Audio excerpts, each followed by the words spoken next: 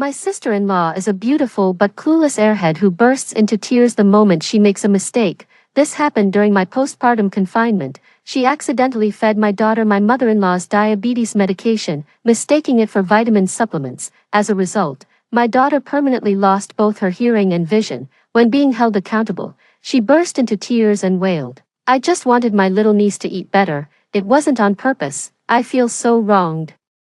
I was so furious I scrambled off the bed to hit her, but my in-laws and husband stopped me. My husband scolded me, "We can always have another child if this one becomes disabled, but I only have one sister. If you dare lay a hand on her, I won't hesitate to divorce you." My surgical wound got infected because I moved too vigorously. The whole family just stood by watching me suffer, refusing to take me to the hospital. And that's how I died. When I woke again, I was back on the day my child had the accident. The moment I opened my eyes, I threw off the covers and bolted out of the room. Just as I expected, there was my sister-in-law holding a small pill, about to put it into my daughter's mouth. I rushed over like a gust of wind, snatched my child away, and knocked the medicine bottle out of her hand in one swift motion. Before the child could even cry, my sister-in-law's lips quivered and she plopped down on the floor, bursting into tears first. She let out these exaggerated, fake sobs, boo-hoo-hoo, while deliberately puckering her lips as she cried. Hearing the commotion, my in-laws came rushing out. The moment they saw her crying on the floor, their hearts just broke. They immediately hurried over to help her up. She pretended to be frightened and shrank back, whimpering in a feeble voice, "Sis-in-law doesn't like it when I stand, so I don't dare to." My mother-in-law immediately confronted me, "Celine, do you think having a child makes you the lady of the house? How dare you bully my precious daughter?" I held up the pill and said sharply, "Mia fed your diabetes medication to my daughter, 2 pills. You know perfectly well how dangerous that is for a child." The couple always kept adult medications stored high up, worried the child might accidentally ingest them. They also frequently educated us about the dangers, concerned we might not fully understand the risks. 1. My in-laws immediately checked to see if this was true. The next moment, having confirmed I was telling the truth, they gently questioned their daughter, "Little sister, why did you give this to the baby?" My sister-in-law said pitifully, "I just wanted to give my little niece some nutritional supplements, but I'm too stupid to tell the difference between vitamins and medicine." I sneered and retorted, "Can't you read? Hypoglycemic medication, printed right on the bottle. Are your eyes as useless as your brain? You did this on purpose. You're afraid my daughter will steal your spotlight, so you're trying to kill her." In just under 20 days since the baby was born, my in-laws have already bought her tens of thousands worth of gifts. The moment my husband Caden gets home from work, he rushes straight to the baby, proudly telling everyone he's been blessed with a little princess. My sister-in-law, feeling her spotlight as the family favorite was threatened, set her sights on my daughter. This isn't just my suspicion, it's what she deliberately whispered in my ear right before I died in my previous life. Back then, I was on the brink of death. Pouting and pressing her index fingers together, she whined in a sticky sweet voice, "Baby didn't mix up the calcium pills and diabetes medicine because she's stupid. Baby just hates that little slut for shamelessly stealing mommy, daddy, and big brother away, so baby made sure she'd never walk again. Don't worry, after you die, baby will send that little slut to join you." What excuse should I use? Since baby's so silly, I'll just pretend to take her out to play and let her accidentally drown in the river. Hee. Once you're all dead, baby will still be the prettiest, most delicate little princess in this family. Thinking about this, I could just kill her right now. Perhaps the murderous intent in my eyes was too obvious, because my in-laws noticed it. "Celine, why are you being so serious? Nothing actually happened, did it? Don't think so poorly of my daughter," my father-in-law also said with a cold expression. "Mia is inherently kind-hearted. She would absolutely never do something like what you're suggesting. She meant well. Why are you being so difficult about this?" Just then, my husband came home from work. Seeing my sister-in-law sitting on the floor, he immediately rushed over to help her up. The sister-in-law, who had been refusing to get up, deliberately leaned into my husband's arms and continued to sob pitifully. After hearing what happened, Caden turned and started scolding me. "Are you seriously getting worked up over something that hasn't even happened? Let me make this clear. Mia has lived a sheltered life and has a genuinely innocent nature. Don't project your own cynical suspicions onto others." Just as I expected, The whole family remains completely biased in favor of my sister-in-law. I've reached my absolute limit of disappointment. Starting now, I'm going to settle every last score from my past life with each one of them. My sister-in-law is only 2 years younger than my husband, but she has such a fresh, delicate beauty about her, the kind of lovely, charming looks that instantly win people over. My husband's family treats her like their most treasured jewel, coddling and protecting her at every turn. She's already 25. Yet they still haven't let her get a job or venture out into the working world. She spends her days following my husband around, cooing, "Big brother, this," and "Big brother, that." She's completely incapable of taking care of herself, even needs someone to break her eggs into tiny pieces and feed them to her bite by bite. I once thought she might be intellectually disabled and went out of my way to look after her. Only later did I realize she was deliberately playing the beautiful airhead to keep enjoying that pampered feeling. Every time she messed up, she'd tap her head, pout, and blame her own stupidity. Her stunning looks and convincing innocent act completely won over her husband and others. Even when they knew she was putting on an act, they'd play along with smiles, holding my healthy baby in my arms. A plan began to form in my mind. That ditzy pretty sister-in-law is going to get a taste of her own medicine. Ever since yesterday's incident, my in-laws haven't been as keen on holding my daughter. Just like before I had the baby, they get up and immediately start preparing food for my sister-in-law. My father-in-law handles the cooking, while my mother-in-law takes care of my sister-in-law's hair, washing up, and changing clothes. After finishing her meal, my sister-in-law wanders into my room.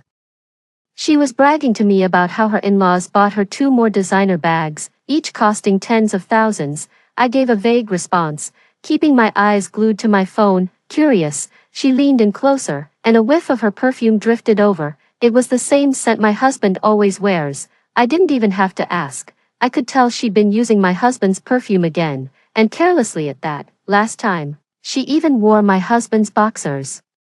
Her eyes widened as she saw the order confirmation on my phone.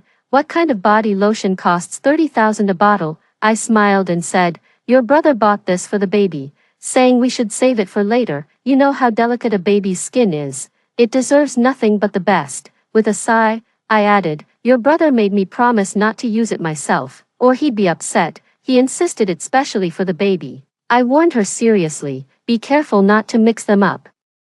If your brother finds out, he'll definitely be angry with you." My sister-in-law curled her lips and twirled her braid. "My brother adores me. I'd never do anything to upset him." That's what she says.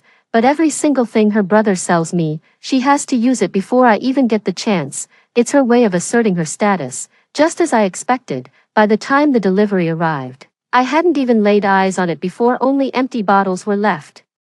Caden thought I had used everything up and came back to confront me. "Wasn't this supposed to be for the baby? Why did you use it up? Do you have any idea how hard it was for me to get this?" I opened my mouth, amused. "I'm in confinement. I can't even take a proper shower. How could I possibly use any lotion?" My sister-in-law stepped in, smacking her forehead and pouting, "Brother, the baby thought it was her own lotion and used it all up. The baby is so silly, she can't tell what's hers and what's someone else's. That's just how she is. Never afraid to admit when she's wrong. She deliberately did this to assert her status in the household and make me jealous." When Caden heard she was the one who used it, his furrowed brow instantly relaxed. He asked her gently, "It's fine that you used it, but there was a whole bottle. Did you use it all?" She gave a smug laugh and shot me a knowing look, as if to say, "See. My brother spoils me rotten. I get to use whatever I want, and you can't compete." She kept pouting, because baby thought the weather was too dry, so I put on a little extra and even slathered some on my face. She leaned in close to Caden, offering her face for him to smell. Caden's smile faded as he kept sniffing. He turned to me and asked, "Does this lotion contain rose ingredients?" I shrugged, "No idea." The next second, my sister-in-law suddenly cried out in pain, covering her face as she burst into tears. "It hurts so much, sweetie. She's severely allergic to roses. Even the scent makes her break out in hives all over. She applied so much of it. Her skin must be blistering by now." The whole family rushed her to the hospital in a frantic panic. When she stepped out, her skin was already flushed crimson, as if scorched by fire. Too, absolutely hideous. Her sister-in-law had slathered on so much lotion that it seeped deep into her skin. permanently altering its condition beyond repair. Her pores became enlarged and unevenly pigmented, giving her a blotchy, sun-damaged appearance from a distance. Even her gaze lost its sparkle, weighed down by drooping eyelids. She looked haggard and rough, even worse than an unfiltered camera shot. Her terrible skin condition really detracted from her delicate features. At 25, she now looks older than I do at 28, when she kept calling herself baby in every other sentence. I clearly saw Caden's brow furrow, so his love for his sister is conditional on her being beautiful. After all, even after what happened to their daughter, her in-laws' affection for her didn't diminish. In fact, they doted on her even more. Only Caden suddenly lost all his enthusiasm, as if an ice cube had been dropped into boiling water, yet his sister still insisted on clinging to him wherever he went. She was acting like a toddler, throwing tantrums, demanding to be held, and insisting my husband personally feed her meals and medicine. Although Caden did everything she asked, he no longer seemed to take pleasure in it like before. No matter how unreasonable his sister used to act, he'd always indulge her with a beaming smile. Now, the furrows in his brow are deep enough to trap a mosquito. I'm really curious how Caden would react if my sister-in-law keeps playing the clueless beauty card. The perfect opportunity to test this soon presented itself.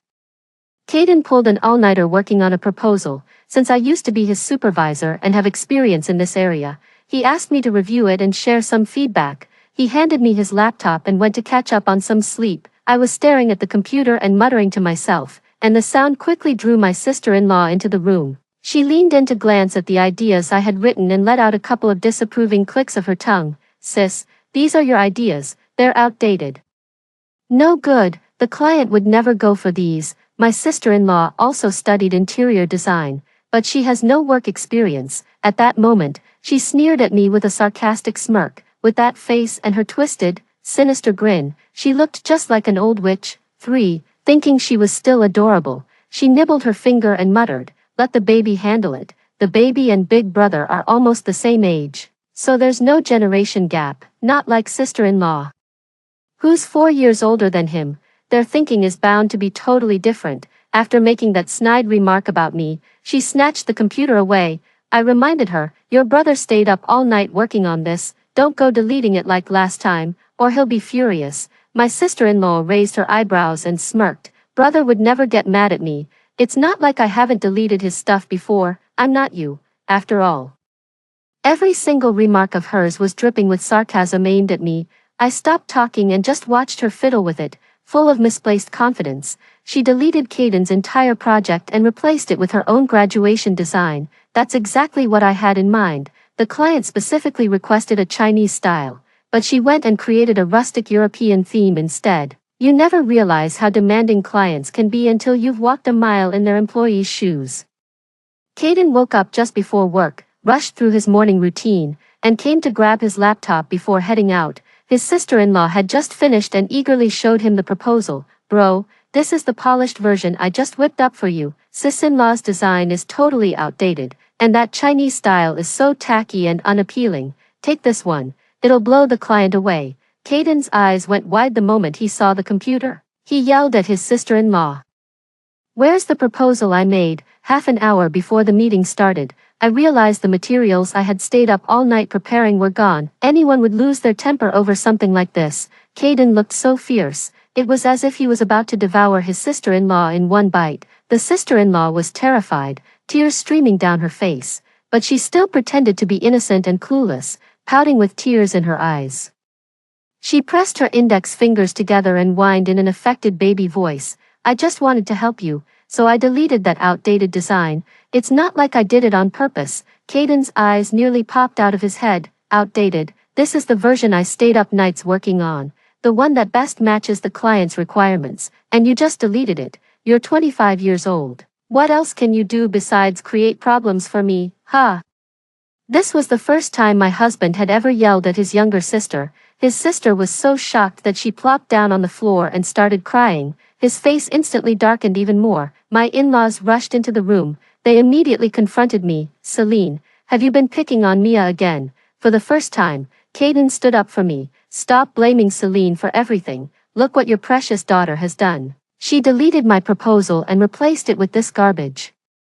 He's clearly been holding a grudge against my sister-in-law for ages. Normally, he'd be interrogating me about why I gave her the computer, but his reaction now is completely different. Before his parents could even speak, he started firing off words like a machine gun. She's a grown adult who lacks basic common sense. To put it bluntly, she's useless. What kind of decent work can someone like that possibly produce? I'd be embarrassed to even show this proposal to our client. Don't anyone interrupt. Mia's got a whole list of issues, and I'm going to set every single one straight today. First, stop calling yourself baby. We have an actual baby in this house, and you're 25 years old. If anyone hears you, they'll think we've got a lunatic in the family. Second, from now on, you are not allowed to touch your brothers and my things without permission, and you absolutely cannot just take off with my daughter whenever you feel like it. Third, before he could finish, his father-in-law suddenly stepped forward and slapped him across the face. You bastard, how dare you make demands about Mia? My mother-in-law glared at him and snapped, don't make me expose your dirty past. Back in the day, you'd need our permission just to get within an inch of her. This whole scene left me completely bewildered. Why do I get the feeling there's some secret I don't know about, honestly? It's not the first time I've suspected something going on between them. Ever since we started dating, my sister-in-law has been clinging to us and competing for his affection. On my wedding night, she kept having nightmares and insisted my husband go comfort her. Besides that, she also has this habit of claiming my husband's belongings as her own. When the three of us went out together, people always mistook them for the couple. Back then I thought she was mentally challenged, so I cut her extra slack. It wasn't until after we married that I realized she'd been doing it on purpose. In my past life, after I gave birth, Caden would constantly pick fights with me over nothing. I feel this overwhelming pressure pushing me to be the one who files for divorce. My sister-in-law has no shortage of suitors, but she turns every single one of them down. Many of them are tall, handsome, and wealthy. Once, I overheard her reason for rejecting one of these eligible bachelors. I only want to marry someone who's been divorced and has children, and who, like me, studied interior design. The more I think about it, the more disgusted I feel. Putting those memories together with what my in-laws just said, I couldn't help but associate their relationship with those two words. I stared intently at Caden's expression and asked, "What kind of filthy business?" He snapped irritably, "None of your business, stop asking." With that, he grabbed his laptop and headed to work. The sound of my sister-in-law's crying filled the entire house. Through her tears, she kept saying, "Big brother doesn't like me anymore, I'm so sad." Her crying broke her grandparents' hearts, and they carried her to the living room to comfort her. They tried to cheer her up with all sorts of designer handbags. She threw them all away and yelled, "I just want my skin back. You need to figure out a solution for me. Now, once my skin is better, my darling will love me again." Her mother-in-law wiped her tears with a heavy heart, saying, all right, we'll get you whatever you want. There, don't cry." My sister-in-law's crying abruptly stopped, and she inexplicably turned her gaze toward me. "Really, anything at all?" My mother-in-law and the others also glanced at me, then exchanged meaningful looks with each other. Before I could even open my mouth to ask, my mother-in-law took the initiative to come over and talk to me. "Celine, you should divorce Caden." I sneered, and why should I? Because Caden is about to marry Mia. To have my suspicions confirmed was absolutely mind-blowing. My mother-in-law looked down her nose at me and said, "I know what you're thinking, but let me make this clear. Caden is not our biological son. He's not related to Mia by blood, and he's not even registered in our family records. He's just Mia's childhood friend who grew up with her. After his parents passed away, he came to live with us. And he does have feelings for our Mia." I let out a scornful laugh. "If that's the case, why did you have me marry into this family in the first place?" My father-in-law picked up where he left off, adding, "We only agreed to your marriage because we wanted a child. Pregnancy accelerates aging, and Mia's beautiful body shouldn't be used for childbirth. Now that you've served your purpose, we'll treat you fairly. Take the money, leave, and remarry, but the child stays.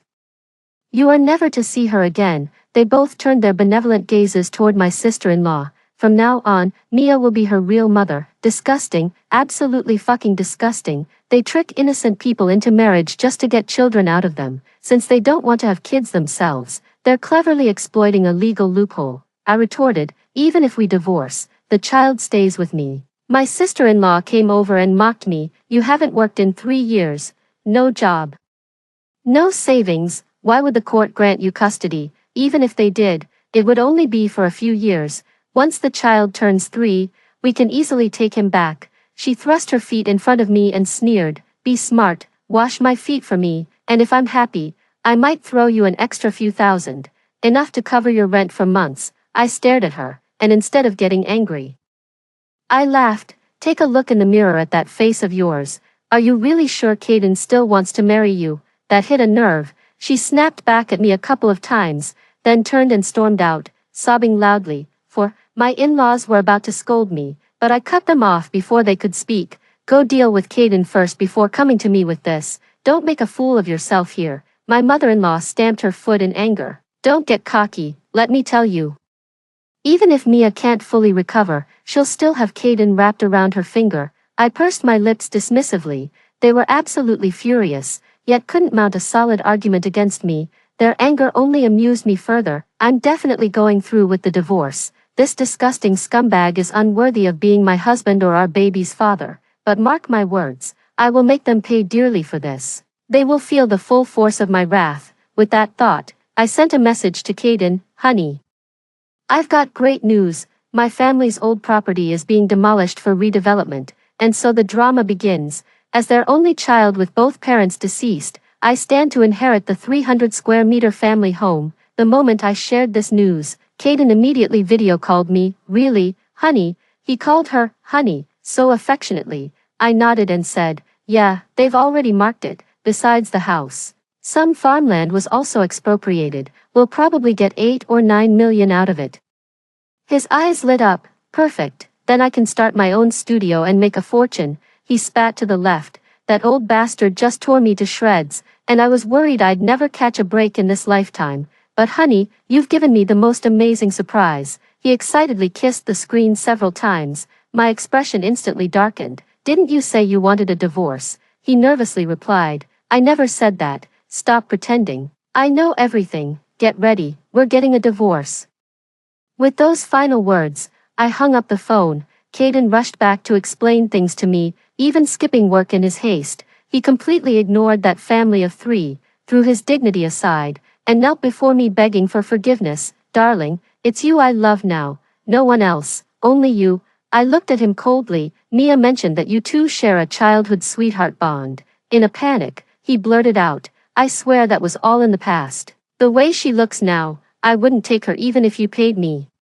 The moment these words were spoken, the family of 3 outside the door exploded with rage. The in-laws started screaming and shouting, threatening to beat Caden to death. The sister-in-law was utterly heartbroken, her sobs growing increasingly louder. They broke the door down. The couple closed in on Caden, threatening him. Caden, think carefully. Without us, you're nothing. I order you to divorce Celine immediately. Today, Caden sneered, shoving one person aside with each hand as he fired back at them without holding back. You old fools, still trying to intimidate me. Listen up, I'm not afraid anymore. All I want is Celine as my wife. We don't give a damn about your shabby little house. The father-in-law was so enraged his face contorted, his hand trembling as he pointed at Caden's nose and screamed, You ungrateful brat. If we hadn't paid for your education and put food on your table, you'd have starved to death. Even your current job, we pulled strings to get you in, just as I suspected. Over the years, what made Caden willingly play the role of a devoted son wasn't just Mia's beauty, but more importantly, her family's wealth. Now that Caden feels he's found a new patron, he's quick to kick the old benefactor who'd been holding him back to the curb. The house in my hometown was never actually slated for demolition. To prove his love was genuine, Caden promptly used his savings to rent the house next door for me and our baby. When we were moving, someone glued the door lock shut. Checking the security footage, it turned out to be my sister-in-law. Caden immediately called the police. During the police interrogation, my sister-in-law pulled her usual stunt, pouting, tearing up, and smacking her lips. She whimpered. Baby just heard the doorknob say it was too cold and wanted a blanket, so baby covered it with glue. Baby meant well. The officer's mouth twitched as he asked her parents, Does your daughter have any mental health issues? The in-laws bristled with anger but didn't dare speak up. The mother-in-law pulled Caden aside and said, This is my son, he's always cared for his sister. He wouldn't actually make us pay for the damages, the officer asked Caden sternly. What do you have to say? Seizing the moment, the sister-in-law grabbed Caden's arm and whined. Brother, I didn't mean to. Caden shook off her hand in disgust. Cut the crap. Pay up. The full price plus labor costs. Not a penny less. Disbelief was written all over the sister-in-law's face. For the first time, she didn't cry or make a scene, but sank into a deathly silence of despair. In the end, the police mediated the situation, and her in-laws paid the compensation to settle the matter. Caden was completely devoted to me. When I asked him to take care of the child, he obediently took the baby out for a walk.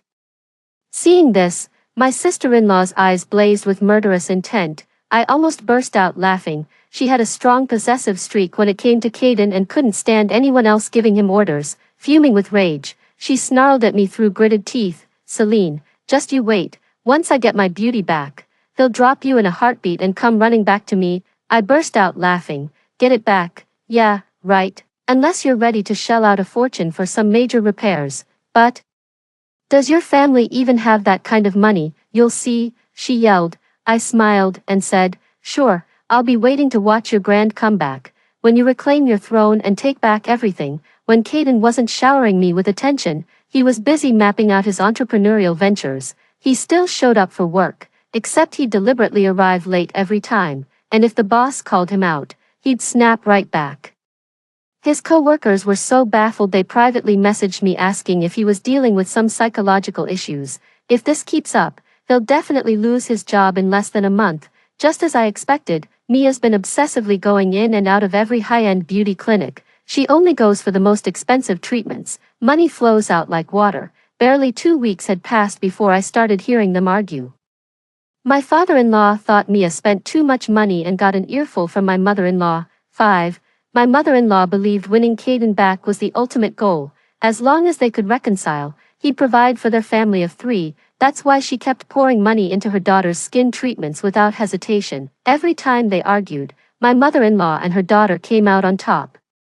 The next day, they set off for the beauty salon bright and early again. Every service at that beauty salon is a bottomless money pit. Once you're hooked, it's just like gambling. There's no turning back. 2 weeks later, the in-laws had already mortgaged that property. They've started lending money to Mia for cosmetic procedures. After finishing my postpartum confinement, I went out job hunting. The moment I got back, I saw Mia standing at my doorstep holding a fruit platter. Caden stood before her.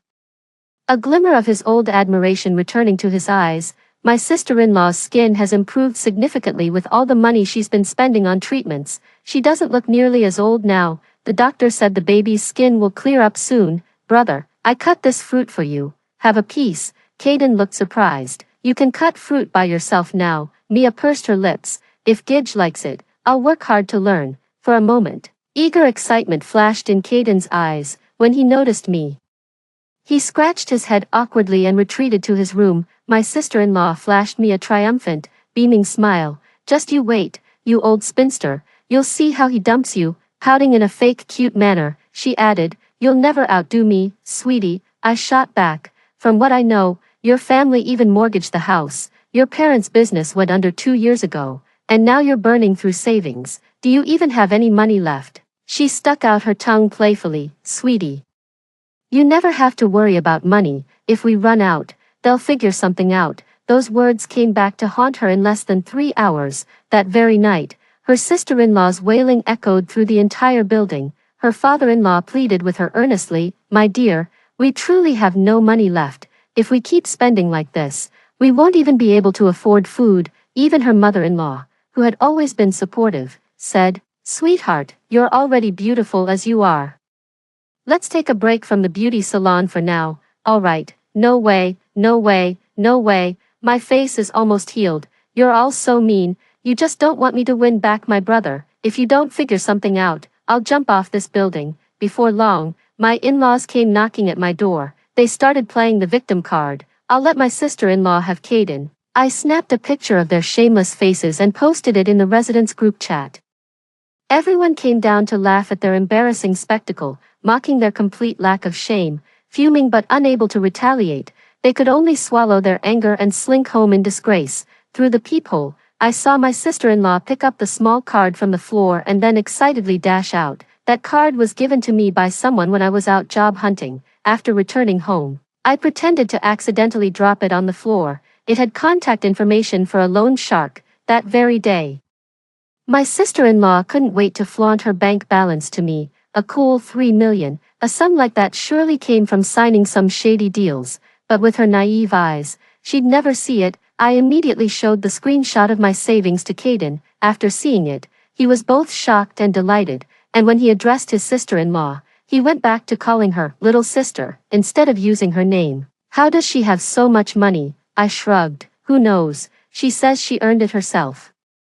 Maybe she's just that capable. In that instant, I saw the flicker of restlessness in Caden's eyes. He snapped out of it and asked me about the demolition compensation. I said dejectedly, there's been a last-minute change from the higher-ups. It's fallen through again. 6. He shot to his feet. The sound made my daughter cry in fear. Then he started pacing around impatiently. He turned and glared at me. You said you had savings. So I slacked off at work and got fired. Now you're telling me you're broke, Celine. Are you messing with me? I scoffed and asked him, didn't you say you loved me? So it was just about my money. Well then, why don't you go back to where you came from? He sneered. You think I don't have the guts? I'm telling you, I want a divorce right now. We went and filed for divorce that very day, with no savings, no house, and no car to split. The separation was clean and simple. I took my daughter and left that wretched place behind. Before leaving, I ran into my sister-in-law. She bragged to me, my brother confessed his feelings to me, we're getting married soon. I smiled and said, then you'll need to work hard to earn money and support his company. Her smile froze. What do you mean by that? I raised an eyebrow. You haven't heard. He got fired, took out loans to start a company, and now he's counting on your 3 million to cover the shortfall. Her face went pale. But, I've already spent all 3 million. I was actually hoping my brother would pay me back later. Seeing she wasn't completely panic-stricken, I smiled faintly. Happy wedding. After leaving that place, I took my daughter back to our hometown. I'm from a small county town. My 300-square-meter villa is spacious with great surroundings, and there had been interested buyers for a while. Selling the property brought in a substantial sum. With the proceeds, I bought a 3-bedroom apartment perfect for my child and me, leased office space, and got back to my old trade. With my established client base, I had enough orders to support my child and me. Just as my life was getting better, shocking news came from Caden's side. My sister-in-law had taken out a loan from loan sharks and couldn't repay it, so she was being harassed by violent debt collectors. She was even forced to perform in some kind of underground live streams. Her parents flew into a rage, blaming everything on Caden, and together they killed him. The two were apprehended and faced the death penalty. When Mia found out, she had a complete breakdown on her live stream and lost her mind, laughing and crying. She kept repeating, my baby is the most beautiful person in the world. When the police found her, she was barely clinging to life after being tortured. She died before even reaching the hospital. I turned off the news, held my daughter, and stepped onto the balcony to gaze at the vibrant sunset. It's truly wonderful to be alive. The end. Story 2. My fiancé hooked up with my green tea best friend and kicked me out to be devoured by zombies. After being reborn, I rented a house right across from ours in advance and hoarded supplies. I spent every penny of the dowry he gave me and the money he asked me to save for our wedding house renovation. When the zombie outbreak erupted again, I could finally lie on the balcony and watch this treacherous couple, lovingly, survive the apocalypse. 1. When I opened my eyes in bed, I thought I had experienced a terrible nightmare. In the dream, zombies gnawed my limbs down to bones and bloodied flesh, and my intestines were pulled out of my abdomen. The air thick with the stench of blood and decay, I lay rotting like carrion in the hallway, slowly losing my last breath in endless pain. So waking up suddenly now, my body still tingling with nerve pain, I couldn't move the limbs I had lost in the dream. Sweetheart, what's wrong? Did you have a nightmare? My fiancé, who was playing with his phone beside me, asked as he saw me shaking and motionless, reaching out to hold me. Seeing Leo's face stirred a strong sense of nausea within me. And as soon as I could move my hands, my first reaction was to push him away. He was visibly annoyed by my sudden outburst, but quickly regained his composure and put on a smile. Honey, I have to go out today. Is there anything specific you want to eat? I'll bring it back for you tonight. Hearing this, I panicked and checked my phone. June 24th, 2064, 9:44 a.m. The same time, the same words. It turns out this wasn't a dream. I had died and been reborn the day before the zombie outbreak. Leo. Seeing me staring blankly at my phone, shook me. The renovation company will come to sign the contract after 10. Remember to make the payment. He reminded me, too. Leo had bought an apartment in full before our wedding, the very one I had moved into to live with him. When we discussed marriage, he asked me to spend the 500,000 I had saved from years of working on renovating this apartment. You have no parents, and after we marry, I will be your closest kin. Isn't this money our shared property? After we marry, your name will be added to the deed. It's your house too. Whether you pay now or later doesn't matter. The sooner we renovate, the sooner we can move in. Right. Under his constant persuasion, I began to waver. Later, to show his sincerity in already considering me family, he proactively transferred 100,000 as a dowry to me. This move successfully dispelled my last reservations, and I signed the contract with the renovation company he chose without any investigation. Paying a 600,000 down payment, it turned out that this company was a shell company run by his brother. The 600,000 briefly passed through his brother Jack's hands, who kept a few thousand as a service fee, with the rest going into Leo's pocket. Not only did Leo swindle all my savings with his deception, but he also hooked up with my green tea best friend, Cynthia. After the zombie outbreak, Cynthia ended up trapped in my house. And I discovered something was going on between her and Leo after secretly checking his phone. I couldn't believe the chilling scoops waiting for me. In my past life, these two scoundrels trampled and toyed with my sincerity as if it were trash, and before I could settle the score, they threw me out to the zombies for the sake of hoarding supplies, leading to my desperate demise. If I don't avenge myself in this life, I can't forgive myself. Seeing my stiff expression, Leo thought I was just cranky from waking up and reminded me again. Snapping back to reality, I suppressed my anger and responded nonchalantly, unaware of anything amiss. He got ready and left. As I watched his car leave the complex from the balcony, I quickly packed some important belongings and clothes I had at Leo's place into a suitcase, also stuffing in the drone he bought, and then headed straight for the security booth at the complex entrance. There, a bulletin board set up by the property management usually displayed notices for lost items or rental information. I used to look at it when I passed by on my runs. Among the many rental notices, I quickly found the one I remembered and dialed the number. Hello, is this Miss Jocelyn? I'm interested in renting your apartment. Are you available now to sign the lease? The apartment advertised for rent by Miss Jocelyn was right across from Leo's house, since the two buildings were not too far apart. I noticed the tenants across the street moving out last weekend from my balcony. It seems Miss Jocelyn also lives in this neighborhood. Shortly after hanging up my call, she hurried over. Seeing me with my suitcase, she took the initiative to ask about my situation. I confessed that my engagement had ended due to my fiancé's infidelity, and having no parents to turn to, I had no choice but to move out on my own, out of a sense of solidarity between women. She offered to reduce the rent by 500 for me and said, I'm older than you, just call me Sister Jocelyn. I had to move because my elderly parents came to live with me, and the apartment was too small. I bought a bigger one right across here in Building C, Unit 1701. It's very close. It's fate that we met. If you need anything, just come to me, or feel free to join me for meals anytime. Sister Jocelyn exuded the sincerity and warmth typical of northern women. I was very satisfied with both her and the apartment, and we quickly signed the lease and exchanged contact details. Just as she was about to leave after handing me the keys, I thought for a moment and stopped her. Sister Jocelyn, if you trust me, you should reinforce your home's security today and stock up on some food, water, and daily necessities. There might be major disruptions tomorrow. Sister Jocelyn looked puzzled and asked what I meant by major disruptions and how I knew about them. All I could say was that I had some inside information, but it was inconvenient to disclose the details. She seemed to naturally trust me and simply said, okay, then urged me to also take care of myself before rushing off. I immediately called a locksmith to come and replace my door with a reinforced, thicker security door. Then a strange call came in, probably from the renovation company Leo had contacted, and I answered it. Hello, is this Miss Shirley? I'm Jack from the renovation company. Here to sign the contract with you.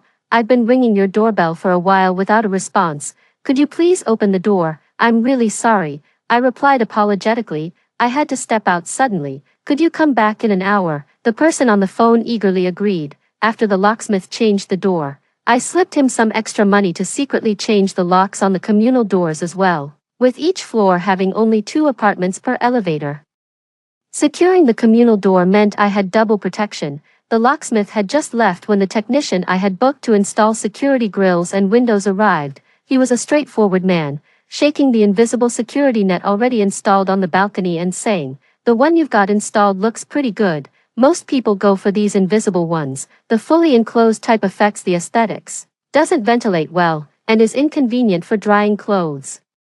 Facing such an honest person, I had to quickly make up an excuse. There was a burglary in this complex before, and the victim had this type of invisible grill, which didn't stop the thieves. I feel nervous every night, as if I can hear someone cutting through the security net. I'd rather enclose the balcony for peace of mind. Understanding my concerns, the technician no longer questioned my request to replace all windows with bulletproof glass and apply one-way film.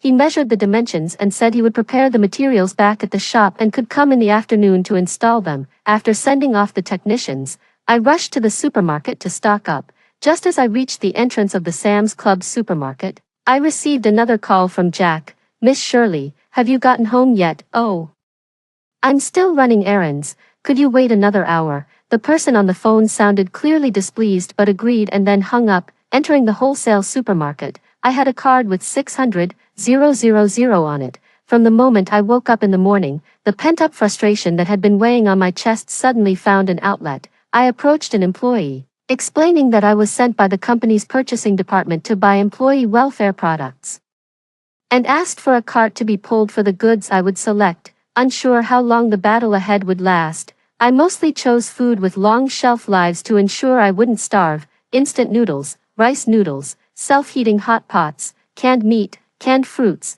canned vegetables, dried meat, compressed biscuits, small bread, rice, flour, various sauces, peanut oil. Considering the electricity issue, I had already arranged for a technician to install 3 solar panels at my home in the afternoon.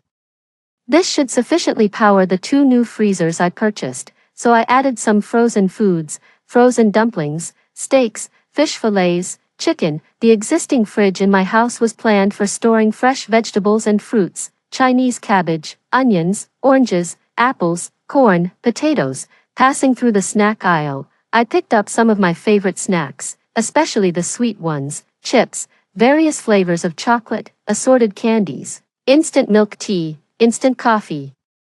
Having nearly finished buying food, and since I had just rented a new house which was lacking in household items, I needed to buy everything: bedding, quilts, electric blankets, slippers, and consumables like toothpaste, toothbrushes, shower gel, shampoo, laundry detergent, tissue paper, sanitary pads. I checked the list of items I had prepared in advance. It looked like I had almost all the essentials. Then I suddenly remembered, I had forgotten to buy a high-powered telescope. That was actually the main thing. Haha. After collecting all the items, the staff member led me through the bulk purchase checkout and I paid for home delivery directly to my house. Leaving the supermarket, while packing some common medications at the pharmacy, I received the 3rd call of the day from Jack. I picked up and immediately pretended to be in a rush. "Mr. Jack, I was just about to call you back. I just discovered someone used my bank card and entered the wrong PIN. It's been frozen, and I'm currently in line at the bank. Maybe you could come by tomorrow morning. I'm really sorry to have made you run around today. I'll pay you an extra 5,000 as compensation tomorrow. Is that okay?" While I was saying the first part, Jack was silent on the line, seemingly about to explode in anger. But after I finished, he switched to a genial tone. "No trouble at all. It's all good. I'll come by tomorrow at the same time. You take care of the bank card issue first." After hanging up, I couldn't help but chuckle to myself. Who says I can't act? Think only you, Jack, and Leo can. 5. Although I had almost all the supplies, I still felt uneasy. In my previous life, I was defenseless and completely at the mercy of that treacherous couple. This time, if they discovered me with a house full of supplies, they'd surely harbor even more malicious intentions. After much thought, I decided to equip myself with some hardcore defensive tools, first, to defend against zombie attacks, and second, to prevent any retaliation from that nefarious couple. I took a taxi to the hardware market and entered a tool shop where I bought a high-voltage electric stun baton, a rechargeable, extendable pruning saw, and barbed wire. With these items, if that treacherous couple dared to come near, I'd be ready to incapacitate them or even decapitate them. After making my purchases, I checked the time. It was about time for the technician to arrive at my home, after paying for home delivery. I started my taxi ride back. In the taxi, I called several nearby water delivery stations, ordering over 200 barrels of water and paid extra to have them delivered to my house. When I reached the front of my building, I found a technician and workers crowded in the hallway, waiting with materials for me. I quickly apologized and let them in to start the installation. Once the workers finished and left, I organized the delivered supplies. The 2 large rooms were packed, and the overflow had to be placed in the living room. By the time everything was settled, it was already dark. My phone showed 20 missed calls. About 10 were from Leo, and a few were from my so-called friend Cynthia. I locked the door, started down the elevator, and called Cynthia back. "Hello, Cynthia, I was busy just now and didn't hear my phone. What's up?" Cynthia's voice was soft and tearful on the phone. "Shirley, I had a fight with my boyfriend. I feel so blocked up inside. It's really tough. You were the first person I thought of. Men really aren't as good as sisters, are they?" Cynthia really has a knack for appearing vulnerable and providing emotional value. For someone like me, who grew up without the close presence of parents or siblings, what I truly crave is a constant, intimate connection. So in my past life, whenever Cynthia whimpered in front of me, I couldn't help but go through fire and water for her, giving her whatever she asked for. Low-level manipulators just charm men, but high-level ones are like psychologists, effectively manipulating both men and women. After hearing her words, I too appeared very anxious. "Why don't you spend the night at my place? Don't stay with that jerk anymore." Cynthia was still sobbing on the phone. "But it's so late now, it's very dark outside, and I'm scared to take a taxi alone." I immediately responded, "I'll take a taxi right now to pick you up." If she really didn't dare to come, wouldn't my script be missing its leading lady? I had to pick her up. As soon as I opened the door, Leo immediately stood up from the couch in the living room, visibly in a bad mood, but seeing Cynthia behind me, his mood seemed to stabilize, and he even spoke with a doting tone. "Oh, I was wondering why I couldn't reach you on the phone. So you were with her. Hey Leo, you're not really speaking to me, are you? Is it that Cynthia asked you to confront me? But you haven't gotten the money yet, so you refuse. And then when she doesn't reply to your WeChat messages or answer your calls, you got annoyed and started bombarding my phone, planning to take your anger out on me. Guess if I'm right." But Cynthia, this manipulator, slaps you then offers you candy, still making me go pick her up. "Are you happy now, scumbag?" Out of the corner of my eye, I saw Cynthia pouting towards him, and Leo quickly averted his gaze unnaturally. It was too obvious. What in the world was clouding my judgment in my past life that I couldn't see these details? Leo casually asked me, "Did you get your bank card theft sorted out?" I pretended to be very troubled. No. When it was my turn, the manager had already left for the day. But the teller promised to reserve the first slot for me tomorrow morning. I'll go early to queue up. Hearing this, Leo couldn't say much and turned back to lie on the couch and play with his phone. I turned to Cynthia and said, "It's late. Why don't you go take a shower? The guest room is always ready for you. I even changed the sheets and duvet cover a few days ago." Cynthia happily pounced on me, kissing my face repeatedly. "I love you the most, Shirley. You're the closest sister to me in this life. You will always be my number one. My mom can only be second." Although internally I was rolling my eyes to the heavens, I kept up appearances and hugged her, smiling sweetly. "You're also my number one, Cynthia, and Leo is second. You're the first to die, Leo is the second." Happy with that arrangement, Leo glanced at us and jokingly said, "You sisters are really cheesy." I'm about to throw up. "Honey, really? Aren't you the one who loves it when this flirty girl calls you cheesy things on WeChat? Honey, I can't sleep. Honey, I really want to hug you. Honey, can you kiss me more next time?" When Cynthia heard Leo call me honey, she immediately let go of me and headed straight for the shower. This scumbag still has the nerve to be jealous in front of me. Just endure a bit longer, Shirley. The happier this disgraceful couple is now, The uglier they'll cry later, at 4 a.m., when people are deep in sleep. I was excitedly wide awake. I quietly got out of bed and went to the storeroom, slowly pushing the largest suitcase next to the fridge and opening it. I gently opened the fridge door and started packing the food into the suitcase, emptying the fridge completely. I also stuffed all the edible items from the kitchen and living room into the suitcase, packing it fully. After closing and securing the suitcase, as I pushed towards the door, I heard a click, the sound of the main room's doorknob being twisted. Damn, Leo's awake. My heart sank. Dropping my suitcase, I squeezed into the narrow space between the refrigerator and the wall. Almost simultaneously, Leo emerged from his room, gently closing the door behind him. Did he hear me and get up to check? From where he stood, he could easily reach out and switch on the living room lights. He would see the large suitcase lying next to the fridge and the half of my body that couldn't fit into the crevice.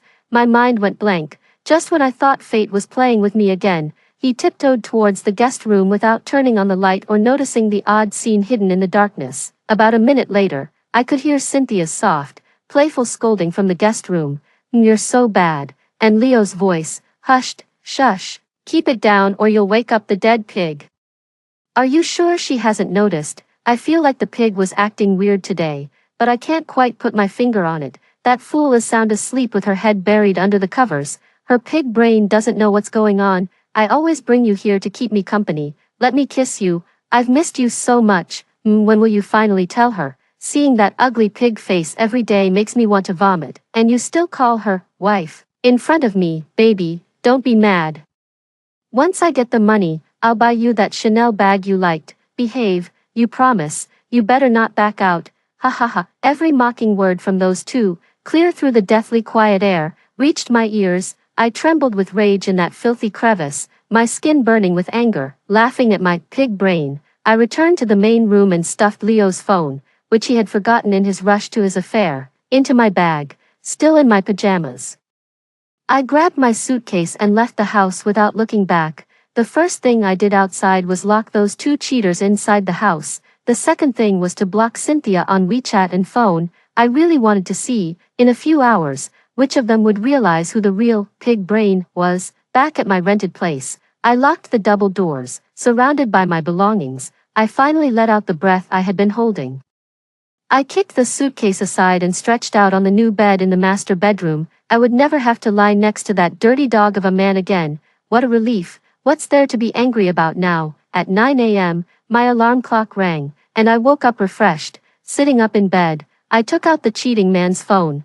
In my previous life, I had already cracked his password. In this life, he didn't even know I was aware of his affair, let alone have time to change the password. I turned on the phone, unlocked it, and found over 100 missed calls and messages from Cynthia. Smiling, I walked to the balcony, comfortably lying on the rocking chair, peering through the telescope I had set up in advance. In the view, Leo was pacing the room, furious like a lion whose tail had been stepped on. Amidst a mess of broken items, Cynthia was beside him, trying to calm him while making phone calls. I turned on the listening device receiver I had bought from a black market, and immediately, Leo's crude swearing filled the air. "If I catch you, surely, I swear." Wow, such a stream of profanity really pollutes the ears. I turned it off. Really, Leo, how are you going to host guests with the house in such a mess? I took out my phone and photographed all the explicit chats and videos between Leo and Cynthia from his WeChat,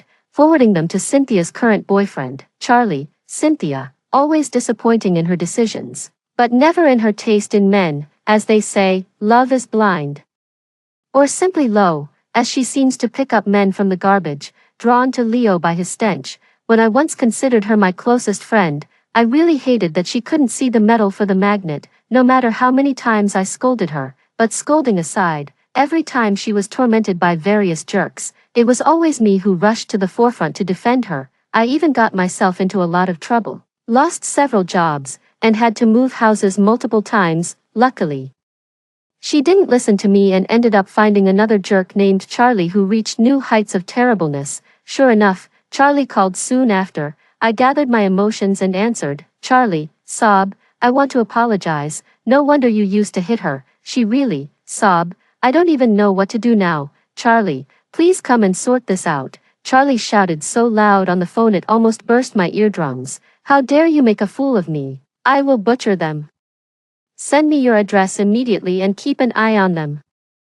Don't let them escape, I'm on my way. After hanging up, I immediately sent Charlie the detailed address and apartment number, and even told him where I hid the spare key. It's only a 10-minute drive from where he lives, so I wouldn't have to wait too long. Haha, rubbing my hands in anticipation, I took the opportunity to unpack the suitcase I brought back from the jerk's house and stored the collected food in the fridge and cabinets. After finishing, I checked the time.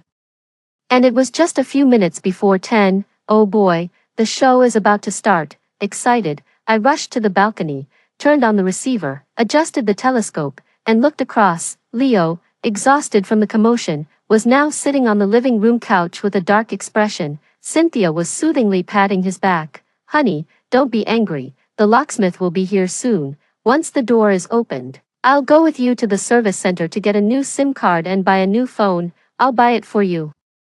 Don't be mad, honey. Sheesh, I really don't understand. What's wrong with her brain? Fawning over a scam artist, Leo irritably lifted his elbow and pushed Cynthia away, but she snuggled up to him again, all coy. Just then, the door was violently kicked open. The locksmith, Charlie, stormed in, seething with anger. Before the couple could react, Charlie grabbed Leo by the neck as if he was picking up a chicken, lifting him off the couch and throwing him viciously to the ground.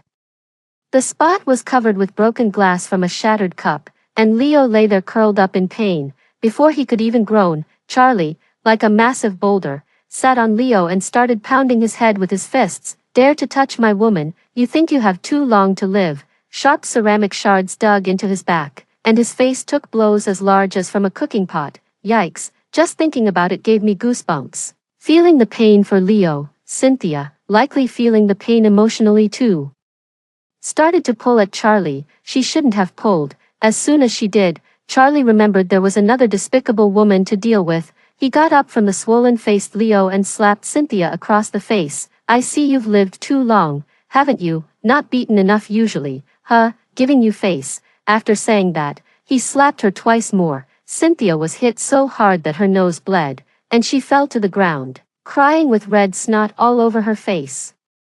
As I was busily moving the telescope left and right, tracking every exciting moment and expression, my phone rang. Reluctantly, I answered. Hello, Miss Shirley, it's Jack. I'm almost at the entrance of your building. Can you sign the contract as usual today? Oh dear, I was so engrossed in the excitement, I almost forgot about this minor character coming to deliver his head. I stood up and looked downstairs.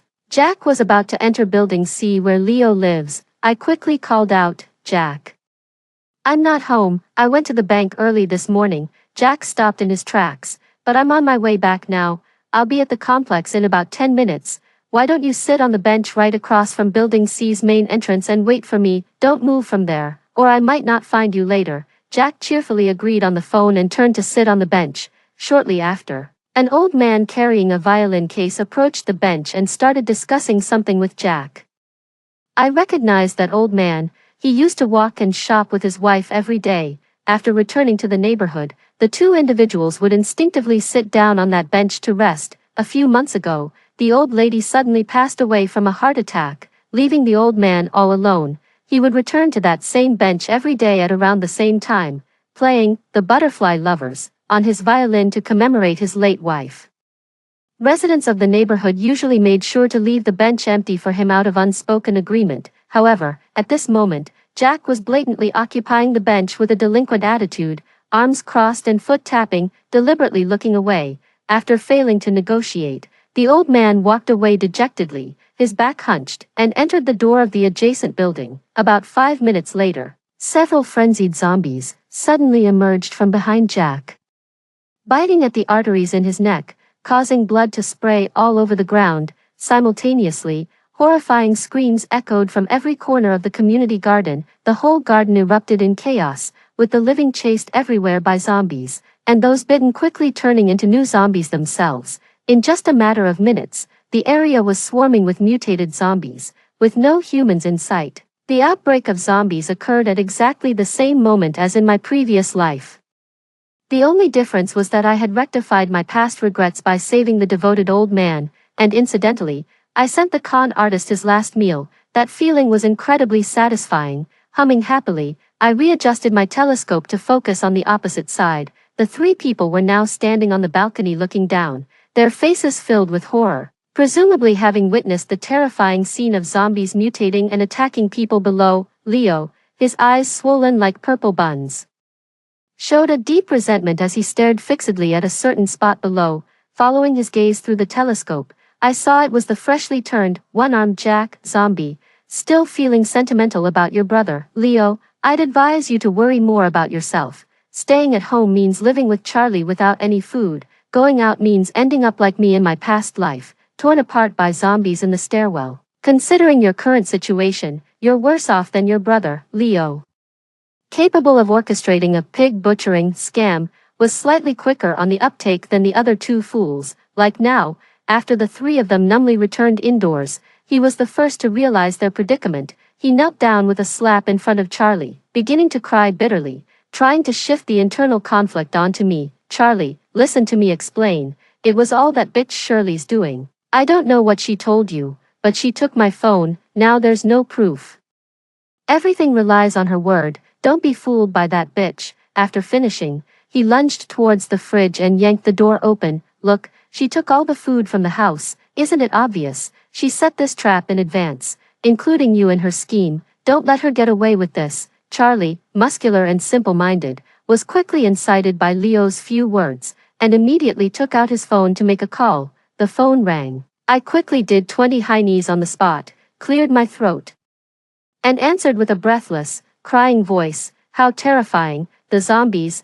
I almost got bitten to death. Sob sob. Charlie, are you all right at home? Charlie was momentarily stunned by my sudden concern, but quickly regained his accusatory tone. Shirley, are you setting me up? I boldly countered. Why would I set you up? Is Leo not admitting to you that he cheated? You saw those little videos. How could they be fake? Should I have kept it from you? Watching that bitch Cynthia continue to deceive you, and now with zombies everywhere, I almost didn't escape, and you're safe in my house. Yet you say I'm setting you up. Charlie sounded less confident over the phone. Then, why is there no food at your house? I became even more agitated. I never cook at home.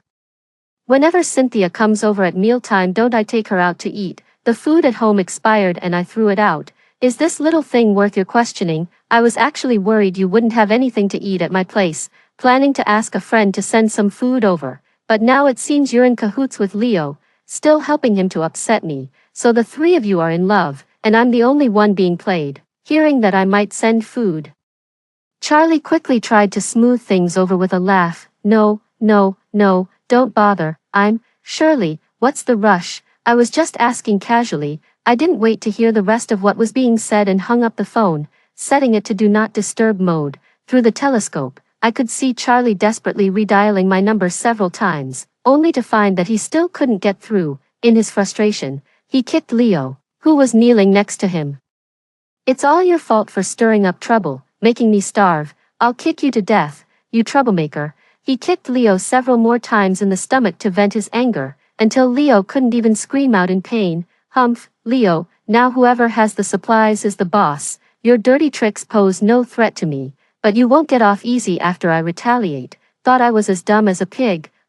Even a pig brain can outsmart you. That's pretty pathetic. For the next 3 days, the communication signals were fine, and Charlie kept trying to contact me. Each time he couldn't get through, he took out his frustrations on Leo and Cynthia. But on the 4th day, the network went down and the phone lines were dead. Overcome by extreme hunger, Charlie no longer had the strength to beat anyone, and all three collapsed on the living room floor. Compared to their hellish existence, living across the street felt like heaven. Not only did I have 3 meals a day with both meat and vegetables, my landlord, Sister Jocelyn, would frequently send over dumplings, pancakes, and other homemade dishes using her son's drone. She said that if it weren't for me, her family would not be so well prepared. It's strange how human connections work. She had only met me once but trusted me completely. The day we signed the lease, she took my advice, went home, and started stocking up supplies, filling her house to the brim, almost leaving no space to walk. The morning the zombie outbreak occurred, she blocked the door, crying and screaming, preventing her husband and son from going to work and school. Her family thought she had gone mad from some shock, but they eventually went along with her. It didn't take long before screams could be heard from beneath their garden. The whole family watched from the balcony, shivering with fear. Her mother-in-law even fainted and only woke up after taking some emergency heart pills. Now, both our households can live without any pressure, thanks to our supplies. Although I'm living much better than in my previous life, it doesn't mean my revenge is complete. On the contrary, if the scumbag and his mistress were to merely starve to death, it wouldn't be satisfying enough. I want them to experience the pain I once endured. At 4 a.m., the alarm I had set went off. While the three across the street were still asleep, I quietly packed a little food in a plastic bag and attached it to the drone's mechanical arm. Leo's balcony was conveniently without a security net. I maneuvered the drone over, placed the supplies on the ground, and then withdrew the drone. I then airdropped a screenshot message to Charlie's phone. "Take good care of them. I'll send more food later." After that, I went back to sleep. When I woke up again, it was already past 9 a.m. I hurried to the balcony to continue watching the situation unfold. Charlie sat on the sofa, nervously eating instant noodles while Leo and Cynthia kneeled in front of him. Cynthia, staring at the noodle bucket, pleaded pitifully, "Honey, I'm so hungry too. After you finish the noodles, could you leave some soup for me?" Charlie sneered coldly and finished the last bite of noodles before placing the bucket on the ground. "You can drink, but you'll drink it from the floor." Cynthia, starved for over a day and night, lost all concern for appearances and began gobbling from the floor. She had barely taken a few bites when Leo pushed her away and took over. Cynthia probably never expected Leo, who always called her darling, to physically fight her over some noodle soup, and she began to wail bitterly, tugging at Leo's clothes as they scuffled. From my vantage point through the telescope, it was hard to see the details of their fight, but soon Charlie sent me a clear video showing both of them with disheveled hair and clothes, looking like beggars on the floor, mouths desperately reaching for the noodle bucket, with soup smeared all over their faces. Things were as messy as they could be. It seemed that after several days of hunger, Charlie had clearly realized whose advice to follow and whose side to stand on. After that, every mealtime, I could always receive timely videos of the loving couple dining together, sent by him. I must say, watching them eat was truly more appetizing than any mukbang. Day 64 after the zombie virus outbreak, just when we were beginning to enjoy some comfort, a sudden turn of events occurred. Around 9 a.m., several drones flew into our neighborhood, broadcasting a looped message through their speakers. "The vaccine for the zombie virus has been successfully developed. The government will soon begin clearing operations. Please continue to stay at home and take precautions. The dawn of victory is near." The survivors in the neighborhood cheered upon hearing the broadcast, but I couldn't feel happy at all. In my previous life, I died on the third day of the outbreak, so I had no knowledge of what happened afterward or how long it lasted. This time, I had survived for more than 2 months. Aside from the communication networks being down, water and electricity were still being supplied normally.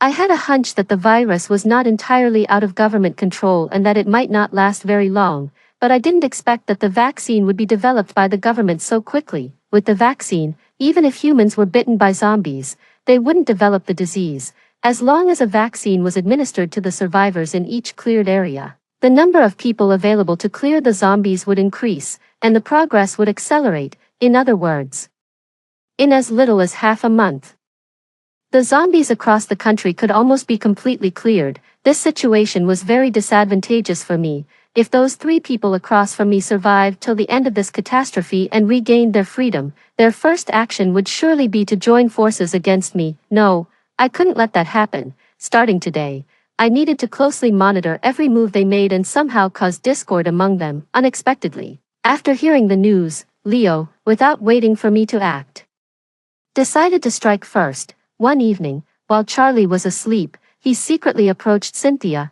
"Our hard days are almost over, but we must deal with those jerks Shirley and Charlie now." Although Cynthia had fallen out with Leo, she nodded vigorously, teeth clenched, agreeing to his proposal. Then Leo started whispering in Cynthia's ear. The voice was too low for me to hear clearly. However, the next day, they made no moves. By the 4th day, our food supply had run out.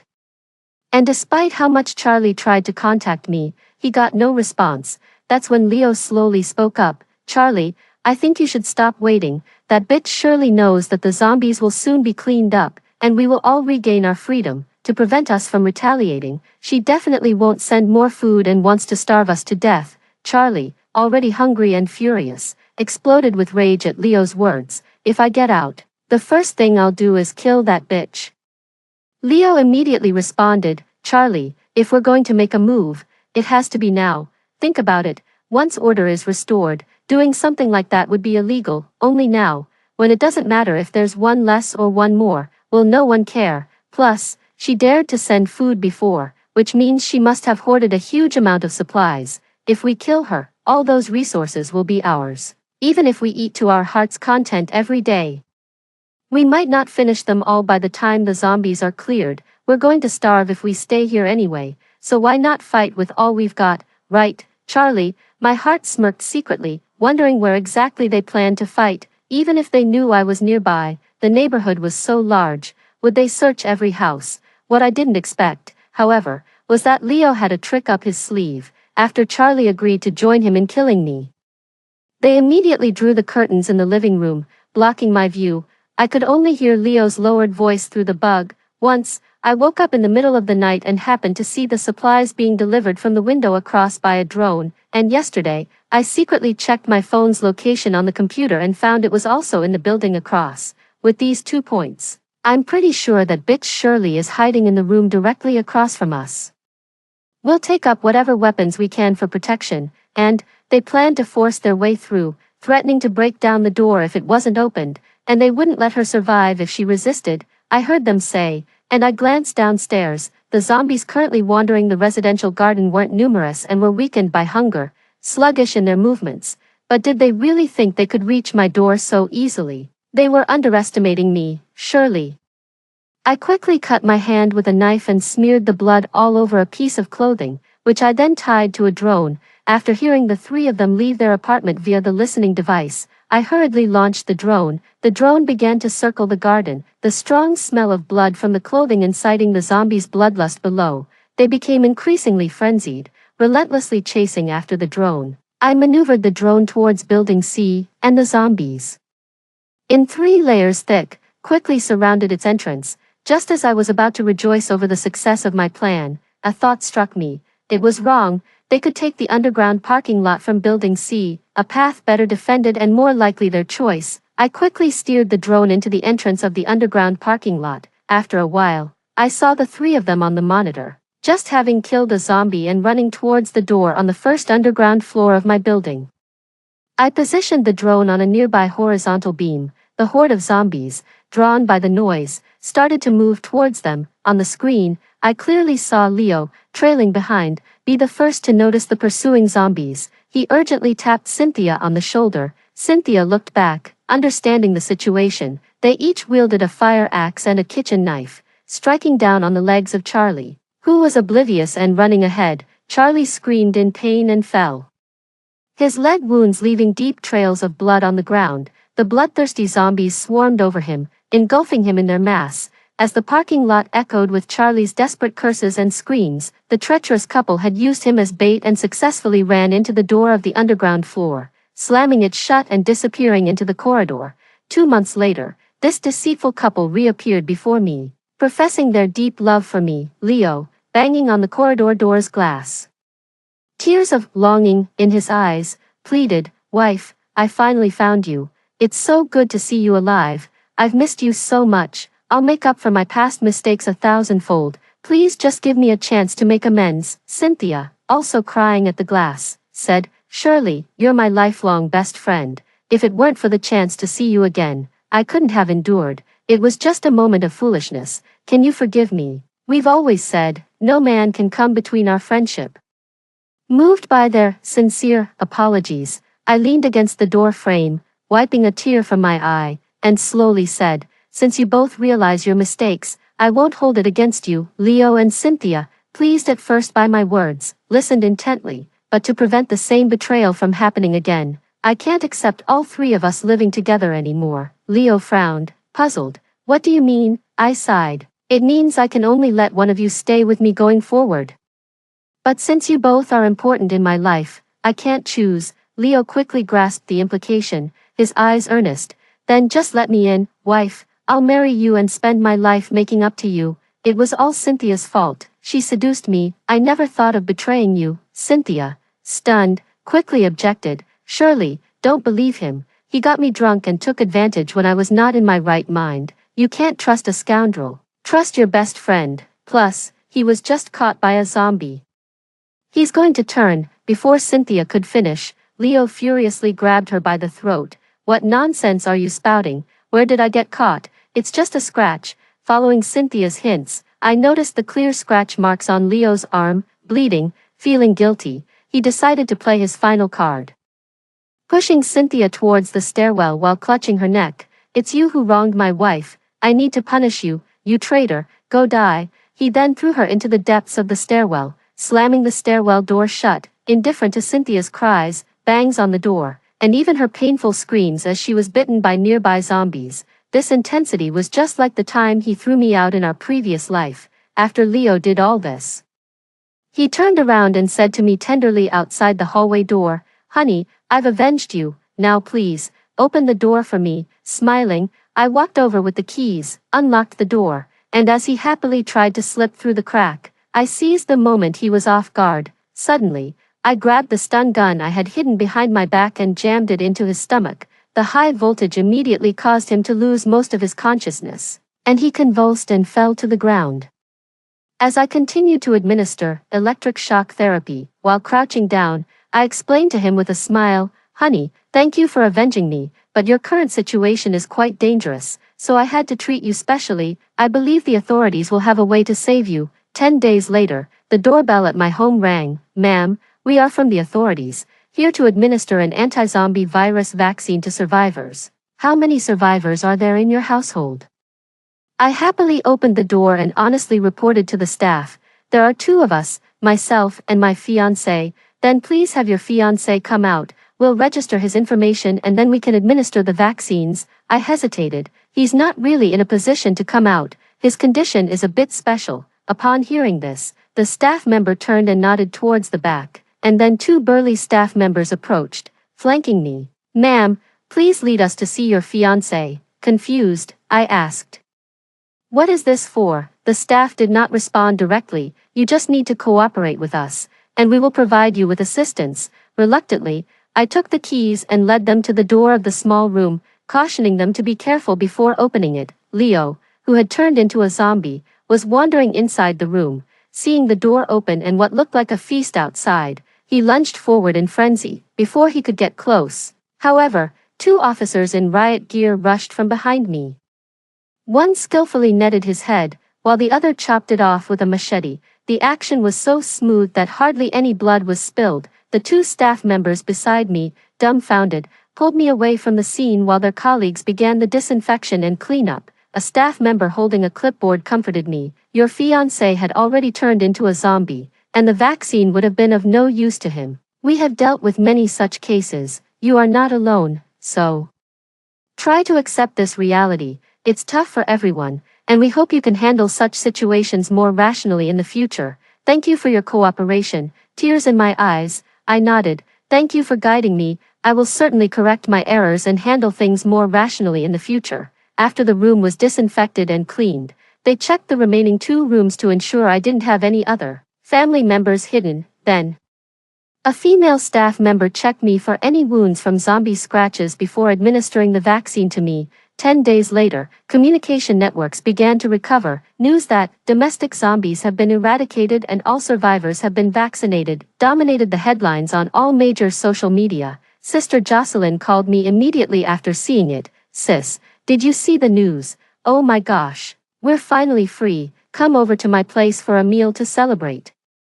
Our whole family can't wait to see you." Though I lost my fiancé, I gained a sister who thinks of me every day and a whole family of real relatives. Looking at it this way, I guess I didn't come out at a loss, right? Story 2. I was reborn a month before the apocalypse, right at the moment when the scoundrel proposed to me, watching their hypocritical performance right in front of me. I couldn't help but sneer. "This time, you think you can step on me to climb up over my dead body." 1. When I opened my eyes again, Donovan was kneeling in a cafe with a cheap woven ring, proposing to me, while Esther, the opportunist, cheered him on with the crowd around us. I was stunned for a moment, then it hit me. I had been reborn at the exact moment when the scoundrel was proposing. In my previous life, it was after his successful proposal that I gave him the family heirloom ring as an engagement gift. This deceitful couple had been secretly involved long before. Moved into my house after causing my parents' deaths, and even after plotting against me, they got married in my own home. They accidentally discovered a special space within the ring and used it to hoard supplies, coercing and enticing people with these resources to become leaders in the post-apocalyptic world. They thrived, while my family and I were reduced to vengeful spirits, living again. I coldly stared at Donovan kneeling before me, looking at that face I once loved so dearly. Now only finding it ridiculous. Faith, why aren't you saying anything? If you don't agree soon, Donovan will lose face. Esther pushed me, clearly annoyed. If you care so much, why don't you marry him? I glared at her fiercely, barely holding back the urge to lash out at her. Esther was taken aback by my harsh tone, staring at me incredulously. In my previous life, I was known for being too soft and easily manipulated by her. Plus, since my family had sponsored her education, I used to talk to her carefully, always mindful of her pride, afraid of making her feel looked down upon. Bah, this lifetime, I wouldn't coddle her like I would a dog. What right do you have to talk to me like that? Just because your family spent money, do you think you can humiliate me? Does having money make you better than me? Esther started to make a scene again, tears welling up, which only disgusted me more. What else then? Should I serve you like a slave because my family paid for your schooling? If you have so much pride, why accept my family's help at all? Why bite the hand that feeds you? I sat back, crossing my legs with a defiant attitude. You, Esther was completely unprepared for my response and burst into tears. Donovan, unable to stand it anymore, tugged at my arm, his voice filled with dissatisfaction. Faith, don't go too far. Esther means well for us. I looked coldly at Donovan, still kneeling.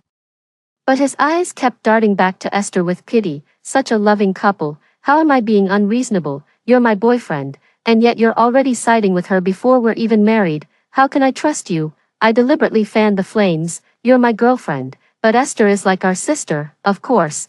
We need to take care of her. How can I just watch you bully her? Donovan, seeing that I wasn't backing down, grew angry too, stood up, and withdrew his hand holding the shabby ring, saying indignantly, if this is your attitude, then perhaps we shouldn't continue this. That's exactly what I was waiting for. I've been wanting to say that to you for a long time. With someone like you, who's nothing more than a pretty face, I wouldn't even consider letting you into our family. Dream on about continuing this. Take your trashy ring and get lost, and remember, it was I who dumped you. I stood up straight. What?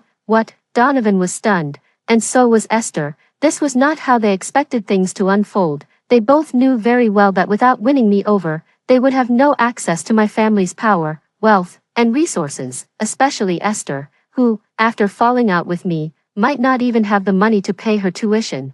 Stop dreaming about clinging to the rich. Watching their hypocritical faces, watching the murderers who brought ruin to my family.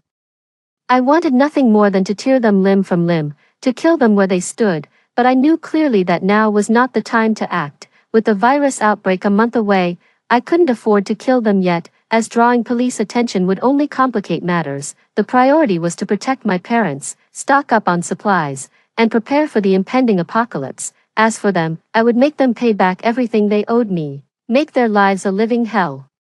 I ignored the shameless pleas of those scoundrels, turned around, and headed home. In my past life, blinded by love, I led a wolf into the house and got my parents killed. Seeing my family again in this life, tears immediately streamed down my face. Seeing me cry startled my parents, who quickly came to comfort me. What's wrong, sweetheart? Who's been bullying you? My mother asked, pulling me into her arms with concern. It's nothing. I just missed you both, I said, my voice tinged with emotion.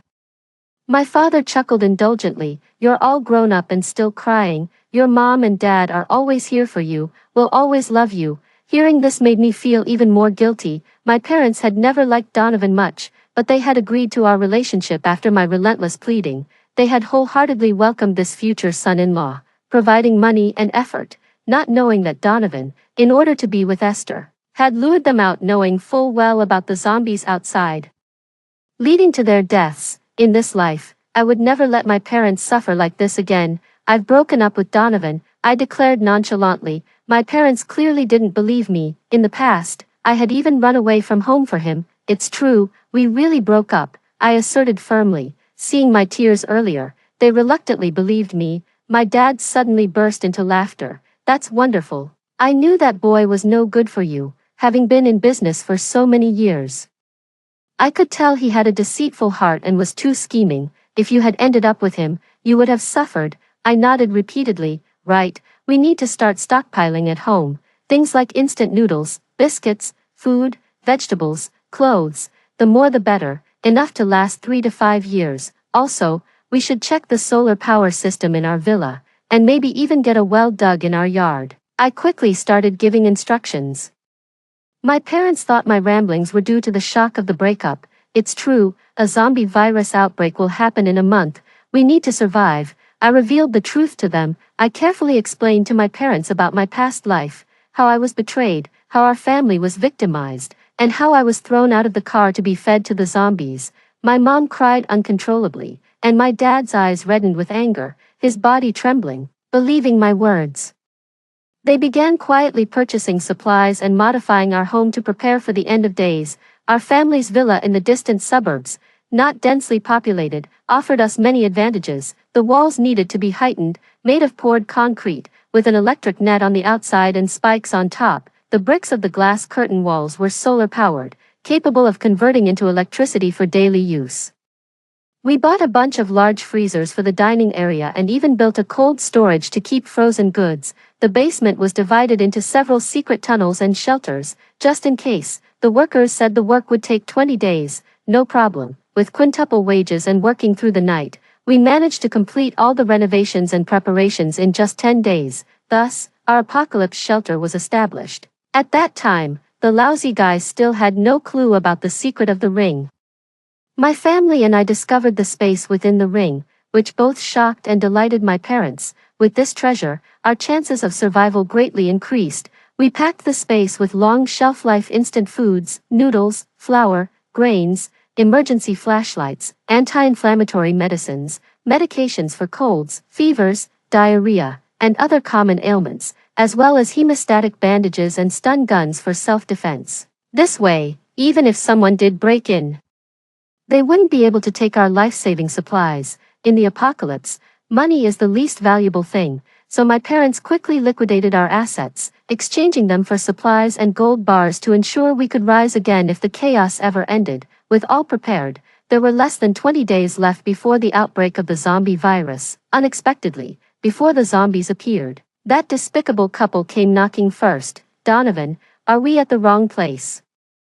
Faced with the nearly 10-meter-high wall, Esther and Donovan were silent for a full half-hour. If not for the GPS repeatedly confirming their arrival at the destination, they would have suspected they had ended up near a prison, with its high walls and barbed wire. Anyway, we need to clear up this misunderstanding, otherwise, it's going to cause a lot of trouble for you, Esther, Donovan said insincerely. Esther nodded hurriedly and then dialed my phone. If worst comes to worst, I'd just appease them for now and secure the living expenses first. At that moment, I was inventorying over 100 boxes of snail noodle, crawfish-flavored noodles, compressed biscuits, nuts, instant noodles, milk, and frozen steaks. When my phone lit up and I saw Esther on the screen, I decisively hung up. She called again, and I hung up again, repeating this 3 times before I finally blocked her. She was just slowing down my stocking speed. 500 bottles of white liquor, 250 bottles each of strong and light aroma types, 200 cases of beer, 600 packs of cigarettes, 200 kilograms of tea, 500 kilograms of sugar. These were all valuable commodities in the apocalypse. As I inventoried them, I categorized and packed everything into the space with my parents. And let's not forget about various seeds for plants and crops. Food supplies will run out, but with seeds, we can grow an endless supply. There were also various books like Crop Cultivation Manual, So Breeding, Medical Encyclopedia, Wilderness Survival Guide, along with my favorite comic books and novels about corporate tycoons and game cartridges. I was bustling about inside the house, completely unaware that outside, Esther's face had turned stormy. On the other end of the phone, listening to the busy tone, Esther was almost grinding her teeth in rage. What's so great about Faith's family? They just paid for my tuition and living expenses. Just because they have money, they look down on people, she thought. Donovan, seeing his sweetheart distressed, comforted her. Don't worry, Esther, once I deal with Faith and take over their family business, you'll never have to suffer again. He confidently pressed the doorbell of our family's villa, already armed with a plethora of sweet nothings, and then, he was electrocuted. I had modified the doorbell into a stun button. A whopping 2,000 volts of electricity knocked the jerk to the ground instantly, his hair standing on end, hands curled like chicken claws, eyes rolling back. Donovan, what's wrong with you? Esther, seeing Donovan convulsing and foaming at the mouth, was terrified. She pulled out her phone to call the police or an ambulance, but suddenly, there was no signal at all, because I had turned on the signal jammer. Our villa was incredibly isolated when we bought it, far from any village or store, with the nearest detached neighbor a mile away, surrounded by tall trees and bushes. It sounds nice to say it's well greened, but frankly, it's a place where not even birds would poop. No, birds do poop. A crow, appearing from nowhere above, cawed loudly as it flew by, dropping its waist mid-air. It landed squarely on Esther's face, nearly falling into her mouth, causing her to curse vehemently without any regard for her image. Before she could recover, suddenly more crows appeared, hovering above her. They unleashed a barrage of droppings like rain, covering her from head to toe. Donovan, standing below, didn't escape either. It was I who played some crow-sensitive sounds to lure them over. Both of them hadn't even stepped through the door when they were drenched in a mix of yellow and white bird droppings, the watery kind, which startlingly woke Donovan up. Esther was shocked, scared, and disgusted, dodging and yelling in a terribly awkward plight. My parents and I watched their embarrassing ordeal on the surveillance camera, laughing heartily from inside the house. Faith, how did you come up with this idea? Putting laxatives in the bird feed? Ha ha ha, brilliant. Look at Donovan, totally baffled as he got up from the ground, his hair looking like it was styled with aluminum foil. Ha ha. My dad was laughing so hard he couldn't straighten up, and my mom was wiping tears from her eyes.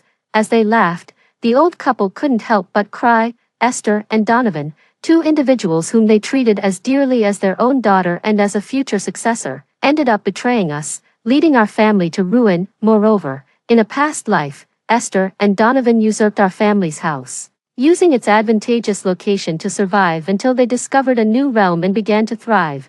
Now, how could I let these two swines covet my family's sanctuary again? So I decided to take the initiative. As they were cursing outside the door, the high gate opened, and I walked out. Accompanying me were some extras my parents had paid a hefty sum to hire. The show was just beginning. Seeing me, Donovan, remembering the mess he got into while looking for me, instantly flew into a rage and started berating me. Faith, what do you mean by this?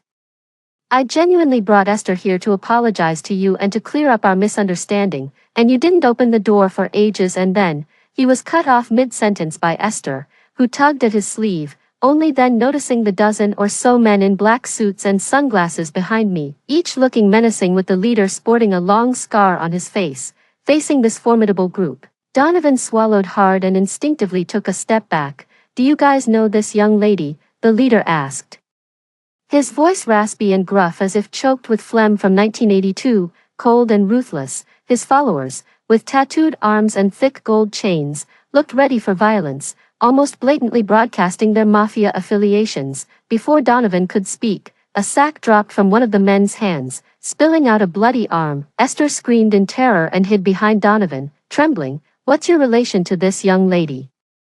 Her parents fled after failing in their business and borrowing a huge sum from us at high interest rates. We've come to collect the debt, a life for a debt. Since you know her, you might as well stay. The leader sinisterly smiled, his acting quite convincing. Donovan, save me, I grimaced, recalling all the misfortunes of my past life, finally managing to squeeze out a few tears. Donovan and Esther, petrified, watched as I was held by the mafia, the image of the arm in the sack sending chills down their spines. No, I don't know her, Esther stammered, hastily trying to distance herself from me. I pretended to be shocked, my eyes wide as I looked at her. then turned with an expectant, pleading gaze toward Donovan. Donovan hesitated for only 3 seconds before he declared, "I know her." Oh, I was quite surprised, and the gang members also watched him with interest. "She's the other woman.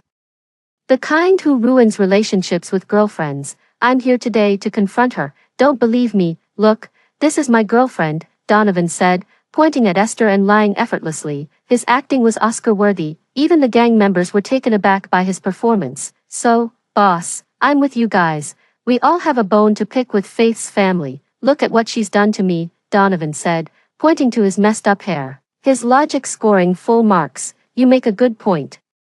The lead gang member nodded thoughtfully, pleased Donovan greatly. Suddenly, the boss slapped Donovan twice, back and forth across his face. "But I'm not one for reason," the boss said coldly. "I might look the part, but I'm not the one you deal with.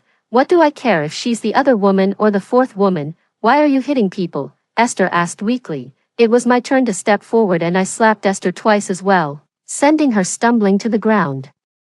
When did the real girlfriend pop up? I had no idea. And a real girlfriend helping her boyfriend propose. "Looks like you really love being cheated on," I said coldly, staring at Esther. My eyes were filled with murderous intent, and Esther was terrified. "Faith, why do you have to be so harsh?" Esther cowered, not yet recovered from the shock, and received 2 more slaps from the boss. "Weren't you saying you didn't know her? How do you know her name now? I hate liars the most." The boss's scarred face twisted angrily. Esther was tearful and dared not speak anymore, while Donovan frowned, still figuring out how to escape. Silence fell over them. They thought by being quiet, they could avoid attention, but the boss and his men beat them up again, fiercely and brutally. In the chaos, I took the opportunity to kick them in unspeakable places. "Why hit us when we're silent?" Donovan and Esther, bruised and battered, were on the verge of tears. "It's hot and I'm irritable. Don't mess with me if I'm not smiling," the boss said coldly. "Why don't you hit her?" Esther trembled, pointing at me. The boss raised an eyebrow and smirked. "You think I'm a fool? She's my creditor. If I hurt her, who will pay me?" That made perfect sense, and they were left speechless. "Boss, now that these kids have discovered our base, what if they talk and the cops come knocking? Might as well finish what we started," one of the gang members suggested, making a throat-slitting gesture. The gang leaders looked menacing. And Donovan and Esther's legs gave out. They never imagined that a simple scam at my house could lead to their heads rolling, crying out loud in fear and begging for mercy. "Faith, you jinx, it's all because of you that I ran into these gangsters," Esther cried bitterly, tears streaming down her face. "Why did you come looking for me?" I asked, puzzled. "Of course, for living expenses. Faith's family promised to support me until I graduate from college. And I haven't received the money for March yet," Esther said, straightening up and speaking righteously. "Oh, right, with all the chaos and our falling out, I indeed hadn't continued supporting Esther. I never expected her to have the nerve to come asking." I glanced at the bird droppings scattered everywhere. Today's rain wasn't as heavy as the day Yipping asked her dad for money. How come Esther has the audacity to poach right under my nose? Even daring to ask my family for money? Esther, sensing what I was thinking, stiffened her neck and told Donovan, "Donovan and I are truly in love." "How deep is your love?" I really wanted to know. "About a sister I've always cared for deeply, and a man I wanted to spend my life with, till the heavens fall and the seas dry up, till the end of the world," Esther said confidently. Donovan quickly nodded in agreement. "Then why come to me?" I asked sarcastically. Donovan choked. Indeed, he had originally come to reconcile with me. How could he support his beloved Esther without money? But he quickly argued, "I was worried you might mistreat Esther, so I came with her. She is my true love, to die together." Big Brother Tattoo, intrigued, leaned forward with his machete, its cold gleam reflecting their anxious faces. Donovan remained silent, while Esther shakily nodded. Big Brother Tattoo mused, "Isn't that like sealing your fate? Damn, Big Brother is a genius. Why didn't I think of that?" Seeing their steadfast love, I suddenly had a new idea, to lock this star-crossed pair in fate. Only about 10 days left until the zombie virus outbreak. I figured all I needed to do was secure my family's shelter and lie low. Instead of exacting revenge myself, wouldn't it be more satisfying to let them destroy each other? I had the guys stage a dramatic scene with hammers, machetes, chainsaws, and axes, the leader, smoking a cigarette, calmly asked Donovan. Only one can live. Who do you choose? Donovan didn't hesitate to choose Esther. He was with me just for money anyway. Now that he saw my family was bankrupt, and with no house or money left, getting involved with the underworld could even cost him his life. Only a fool would choose me, so the guys, wielding their weapons, dragged me into the villa because of Donovan's choice, deciding to kill me inside. We set up a table and played cards while pretending to be in distress. The guys banged on metal, and I screamed dramatically. Donovan, you are so cruel. Donovan, Esther, you are murderers. I will never let you go. Donovan, Donovan, Donovan, save me, save me. I screamed so realistically that even the crows outside took flight. The more Donovan and Esther heard, the more terrified they became. When the guys threw fake blood packets from under the door, Donovan and Esther fled in utter panic. From the surveillance footage, I saw Esther fall face first twice, and Donovan tumbling and scrambling away. After such a terrifying experience, they wouldn't dare mention me at school or return to this nightmarish place. Without them revealing the location, this place remained temporarily safe. I call Trump. I threw down 3 cards, feeling quite pleased. Triple aces, bomb. Big Brother played his hand, excitedly spitting as he spoke. I pass. Come on. From 4 to K, Big Brother threw his cards. I pass. 3 threes. I pass. 1 king. And it's over, ha ha ha. Pay up, pay up. Big Brother clapped and laughed loudly. My parents brought in some freshly cut watermelon, smiling happily as they watched us, their mood also unusually relaxed. I reserved the best room in the house for the guys and gave them all the expensive equipment and medicine. After the guys retreated, my parents and I started to simply live in seclusion, spending our days gardening and growing vegetables, caring for birds, feeding fish, wholesaling and stockpiling supplies, and repeatedly checking the power system. It's all been fortified again and again, including the basement and the secret passages.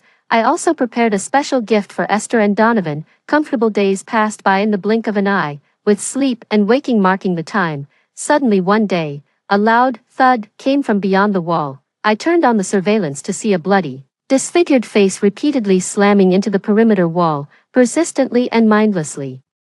Until half of the skull was shattered, the zombie virus had erupted. I activated the high-voltage electric grid defense system, and the zombies outside instantly turned into ashes, silencing the chaos. In the living room, my parents and I turned on the TV. The news was urgently broadcasting several incidents of people attacking others in the streets.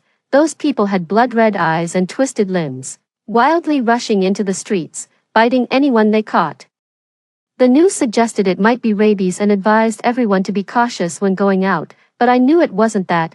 The virus spread rapidly. By the end of the day, nearly a fifth of the population was infected. In my past life, it was on the day of the outbreak that Donovan and Esther tricked my parents into going out, leading to their deaths from bites. As expected, during a live broadcast, a zombie suddenly rushed into the frame, biting off the neck of the host.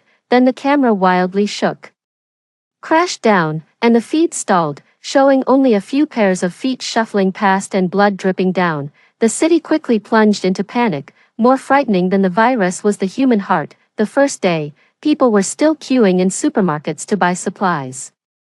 By the second day, looting and smashing had begun. All stores, including fruit shops, were ransacked. In places without zombies, humans were fighting each other bloodily. Someone started a live broadcast of this apocalypse, resembling a horror movie. Huddled in a cramped room, they started with eating instant noodles, then dry bread, and eventually paste. Outside the door, a girl's cries for help could be heard. The broadcaster, looking through the peephole, saw her weak and fragile.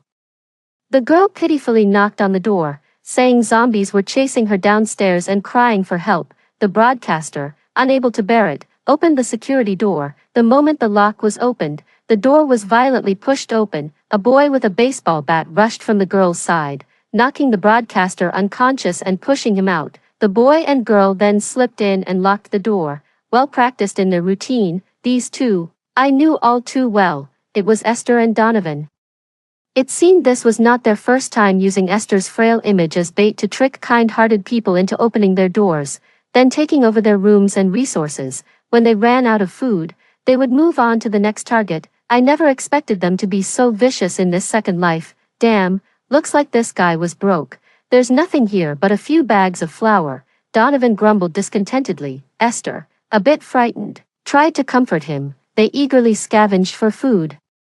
Unaware that the phone live streaming everything was still on, unfortunately, Esther couldn't cook. The precious flour of the apocalypse was ruined by her, and Donovan struggled to swallow it, complaining as he ate. Outside, there was more knocking on the door. The original owner of the house had woken up, pleading outside, "Let me in, please let me in, the zombies are coming up." The video captured the original broadcaster's woeful cries, which soon turned into screams that gradually weakened.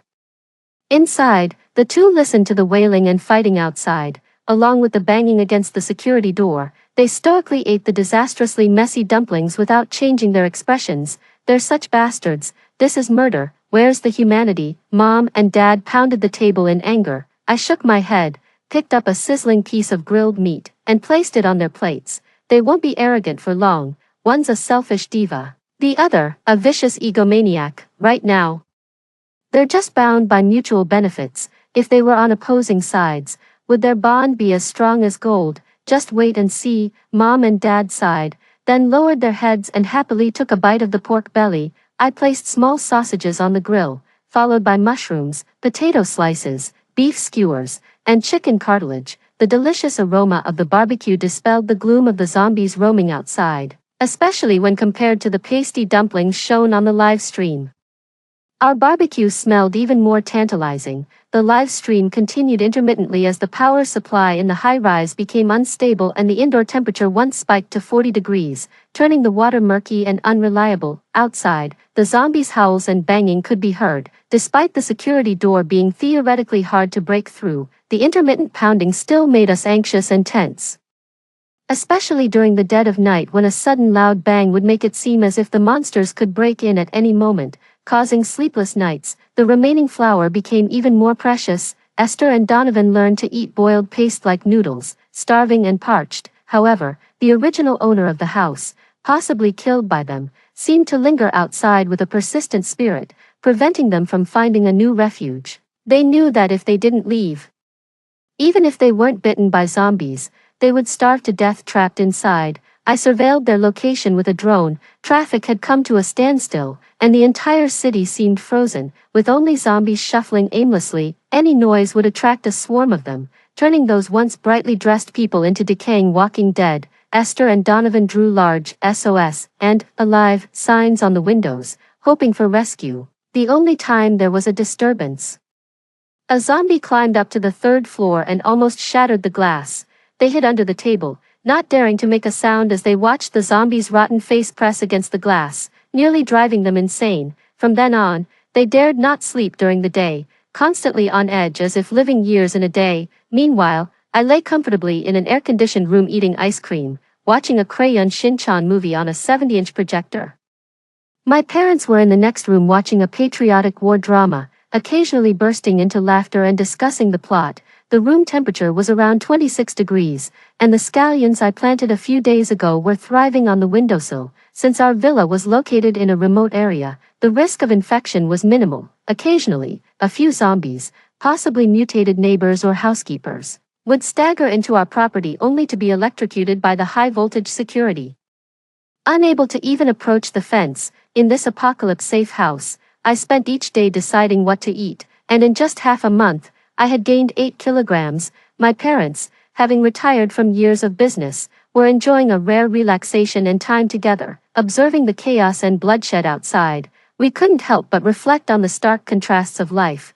My daily pleasures included binge-watching shows, snacking, watching apocalypse live streams, and surveying the city with my drone.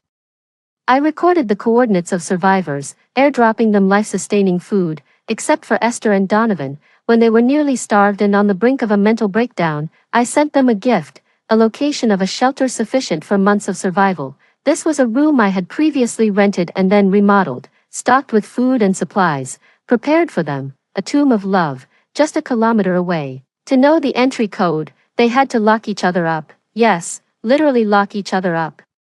To open the door to the house at that address, they had to first chain themselves together with a chain I had prepared in advance. Only then would the sensor door open. I remember when this couple came to me, they had said they loved each other to the ends of the earth. that they would stay together even in death. Of course, I was only too happy to oblige them. In this apocalypse, I offer you eternal love. 10. Despite their skepticism about the mysterious letter delivered by the drone, they had no other choice, but the room they were trapped in was cut off from water, electricity, and food supplies, so they fought their way through, barely managing to eliminate the zombies at the door and hijacked a car, under relentless pursuit by hordes of zombies.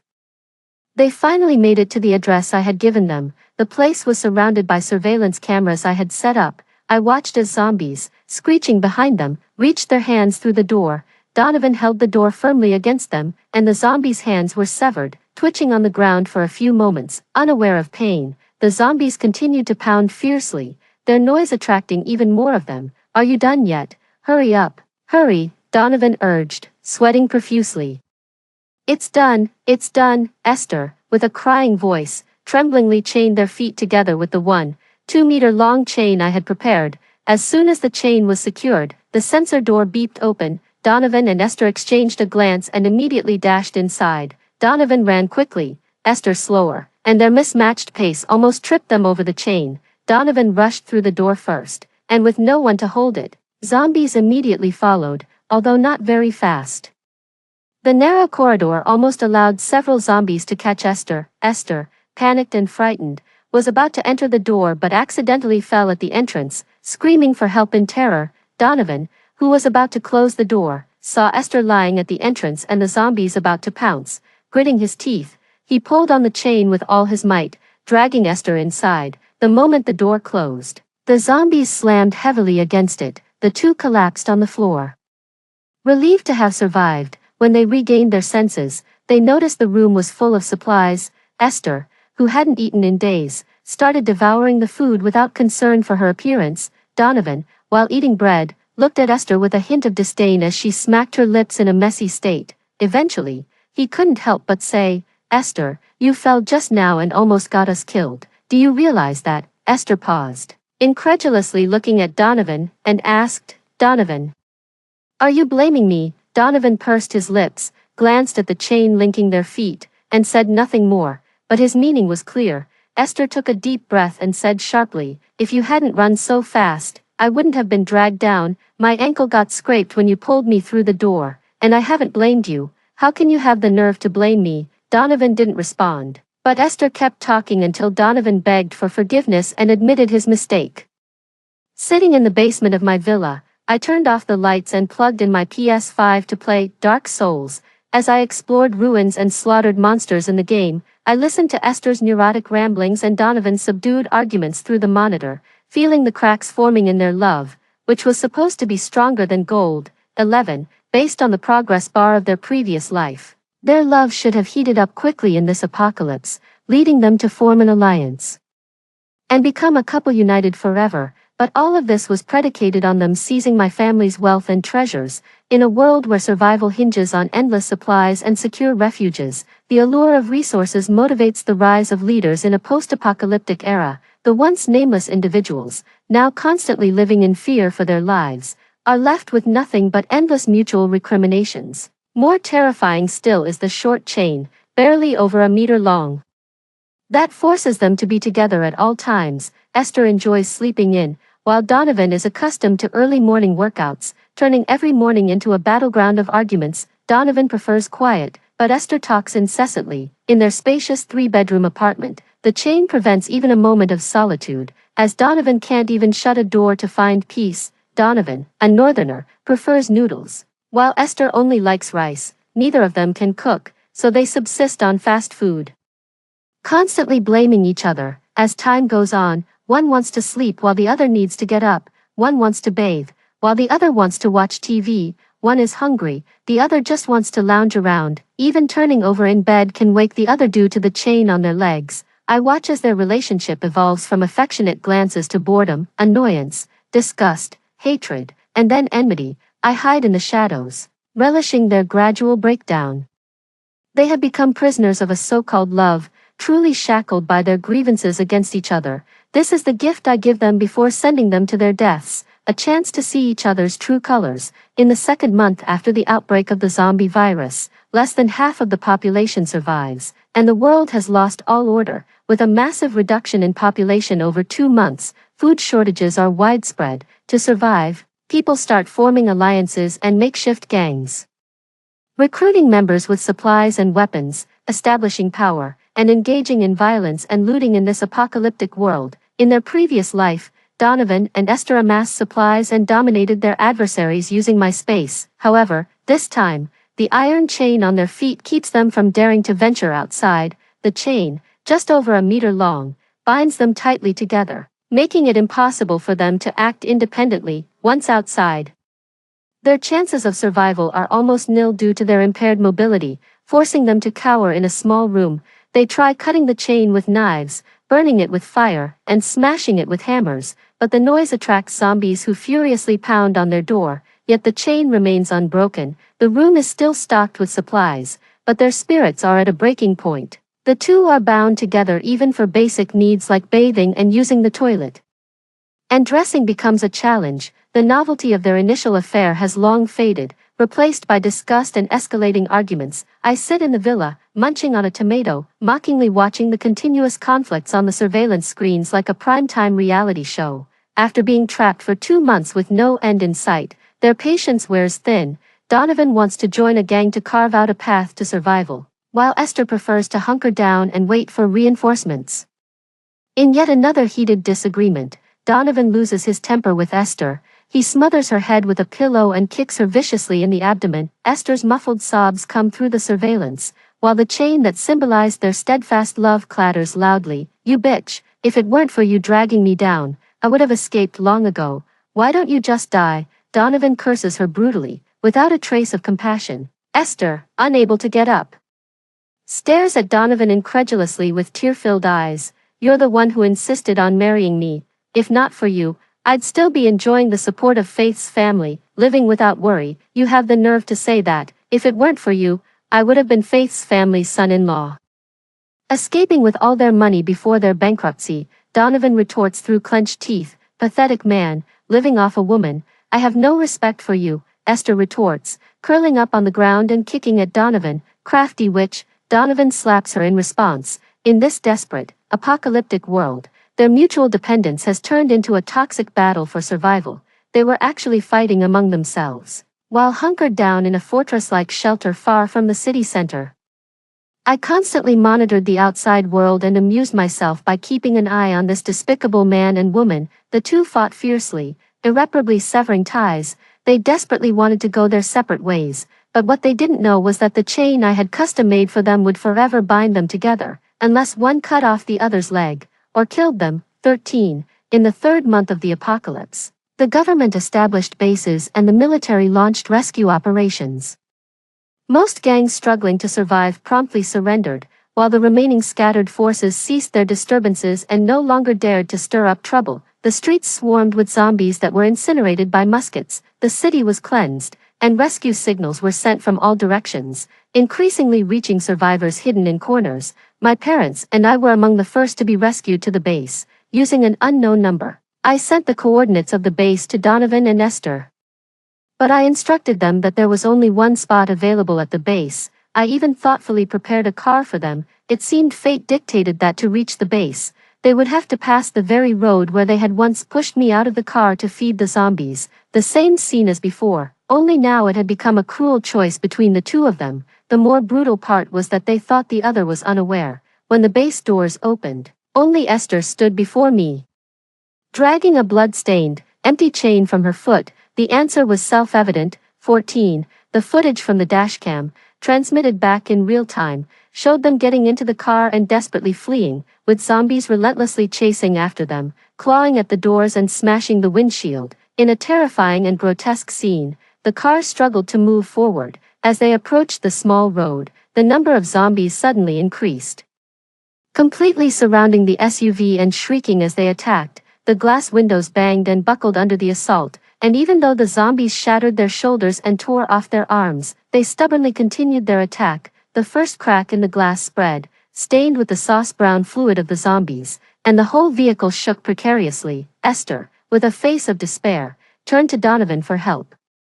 They knew all too well that unless one of them could get out to distract the zombies, the other might have a chance to survive, otherwise, they would both perish. The zombies continued their assault outside, and a second crack appeared on the side window. "Esther, I love you," Donovan trembled, giving Esther a deep kiss, then moved to open the door. But it was on Esther's side. "Donovan, what are you doing?" Esther exclaimed in shock. "We can't both die here. I love you so much. And I believe you'd want me to survive," Donovan said righteously, confident in his physical advantage over Esther. Esther lowered her eyes, her expression dimming. "If this is Donovan's decision, then I'm willing." "Really, Esther, you're willing to sacrifice yourself for me?" Donovan was overjoyed, surprised it was even easier than he had imagined. He pulled out a dagger, intending to chop off Esther's foot and free her from the chain, pushing her out of the car, but suddenly, he collapsed. "Powerless, I'm willing," Esther said expressionlessly, taking the knife. She exerted all her strength. Severing Donovan's ankle caused him to howl in excruciating pain. Powerless to fight back, the zombies outside the vehicle, drawn by the scent of blood, went into a frenzy. "You bitch, you drugged the water," Donovan screamed, his body limp and in so much pain he nearly passed out. Just like before, the water was drugged, but this time, it was intended for her lover. Esther remained expressionless as she quickly pushed Donovan out of the car. Instantly, Donovan was swarmed and bitten by the zombies. Screams echoed as Esther climbed into the driver's seat and drove away. "I was willing, Donovan. Only one of us could enter the base. I believe if the roles were reversed, you'd want me to survive too," Esther muttered to herself, driving while tossing Donovan's severed foot out of the window. "I know you loved me, so I'll carry on for both of us," Esther said, rubbing her cheek where Donovan had hit her, and with a cold laugh, she floored the accelerator. When Esther arrived at the base, having sacrificed Donovan to save herself after much ordeal, the person who greeted her was me. "Faith, why are you here? You didn't die," Esther exclaimed in horror. "Not only had I not died, but my parents, who were supposed to be killed by the mafia, also stood behind me. What's going on here?" Esther was confused and stepped back repeatedly. "Weren't we supposed to love each other, till the seas dry up and the rocks crumble, till the end of the world?" I scoffed, looking down at the chains on her feet. Esther looked up incredulously. "You knew everything." I stood my ground, neither confirming nor denying. "Are you the mysterious person who provided us with the safe house address?" Esther staggered, almost falling in shock. I continued to smile. "The chains on our feet. Did you prepare those too?" Esther asked, trembling. I did not deny it. "So, the address to the base was also sent by you?" Esther became hysterical, her rage predictable as she lunged at me. She was restrained by 2 officers. "You're clever, guessing it right away," I said, smiling innocently. "You devil, why do you torment us like this?" Esther tried to reach me, her eyes nearly shooting fire, wishing she could tear me apart, but she couldn't get close to me, held back by the officers, one of whom even drew a gun. Non-compliant living humans pose a greater threat than zombies in this post-apocalyptic world. If Esther caused more trouble, I wouldn't mind giving her a bullet. "You killed Donovan, you killed him," Esther shouted, her eyes red with fury. "Quiet, do you want to attract the zombies outside the base?" Before I could act, the commanding officer hit Esther on the head with the butt of his gun. Esther fell to the ground in pain, holding her head and sobbing pitifully. But as someone from a previous life destroyed by Esther, I only found it laughable. I looked at her mockingly. "How could I have killed your Donovan? It was you who fed him the drugged drink. You were the one who cut off his legs and threw him alive into a horde of zombies," I accused. "Stop, just stop, you're lying. It wasn't me." Esther covered her head, collapsing as if she had only just realized that Donovan was indeed dead, and it was by her doing. "But you did survive, didn't you?" I mocked. "Survived by sacrificing your lover." I laughed heartily, my tone tinged with cruelty. In the survivor base, where resources were tight and space extremely limited, Esther was assigned to a shared room for 12 people. It had no windows, no sunlight, just barely enough space to stretch out her legs to sleep. Why should we, the poor, have no dignity? Why does Faith get a private room? We all survived. We should all have equal rights, Esther argued with hands on her hips, trying to incite her roommates. But she was mistaken. I never needed money to enter the base. I donated billions worth of supplies using a spatial ring and Faith's family's fortune, and saved countless lives. earning a small privilege in return, while I lazed around in a large villa, confident that my country wouldn't abandon us, that the government wouldn't abandon us. I believed that humanity would not be overwhelmed by this crisis, having survived numerous severe challenges throughout history. Thus, during these apocalyptic times, I compiled a list of survivors found by drones over the past 2 months and handed it over to the government. That's why humans could counterattack so quickly. Why in this era, half of the survivors managed to escape doom, Esther continued to rant. The people in the room looked at her as if she were a fool.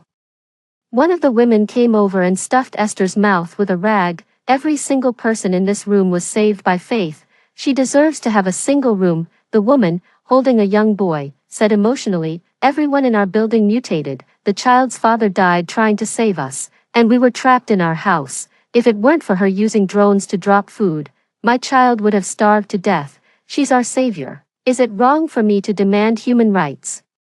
Why should there still be distinctions of class at the end of the world? Why should I live in such a wretched place? Esther spat out, her demeanor having changed drastically since killing Donovan, revealing her true, brazen, shameless self. Why don't you consider where the soldiers who rescued you are living? Have you thought that if this room housed only 6 or 4 people, you wouldn't have had a chance to enter this base at all? Another girl in the room said angrily, glaring. The girl, known as number 11, had been trapped in a pantry surrounded by zombies and nearly died. A young soldier broke through the encirclement to rescue her but was bitten and begged the girl to shoot him in the head. Survivors of this apocalypse, having endured nightmarish attacks and brushes with death, cherished the opportunity to stay in the base and the hard-earned chance to continue living, grateful for the glimmers of humanity that shone through.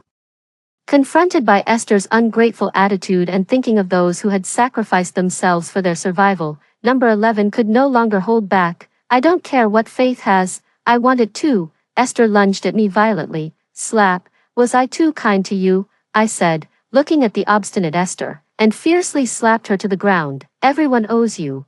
Is that it? Treating you like a sister, caring for you in every way because we look down on you. My parents funded your education out of pity. My fiancé was kind to you, and you tried to seduce him. Being poor isn't a sin, but shamelessness is, I said, punching as I released months of pent-up anger. I gave you a chance to apologize and a chance to live, even though I gave you the chance to witness love with your lover. How did you respond? I sneered devilishly. You threw him into a pile of zombies, just like you did to me in a past life. What? Esther stopped cursing and causing a scene, and just stared at me blankly. Faith, what do you mean by past life? What are you talking about? Do you know something else? Esther screamed frantically in front of me, on the way to deliver supplies to another base. Esther tried her old tricks again, thinking she could compete with me, but found herself completely powerless, anticipating her dirty tricks. I simply turned her own game against her. Esther tried to push me out of the vehicle but got bitten by a zombie as she opened the door. She began to mutate quickly and, while still lucid, deliberately scratched me viciously. Struggling, she tried to pull me out of the vehicle to die with her. I knew she had intentionally arranged to be in the same vehicle as me, and I knew how much she hated me. Faith, go to hell, you can't beat me, even if we start over in this life. You'll still die by my hand. Esther laughed maniacally. You little trash, the spatial treasure is a waste in your hands. Donovan and I at least became leaders and tyrants, while you, hoarding supplies, are just a little lackey. Ha ha ha. Esther's eyes began to bloodshot, and her expression turned fierce. You're only fit to be my stepping stone. In another life, you'll still just be a sacrifice for me. Esther's speech slurred, her limbs twisted, her pupils turned red, and her fingers clawed. Before she died, she remembered everything, or perhaps she had remembered everything before we even left, yet she felt no remorse.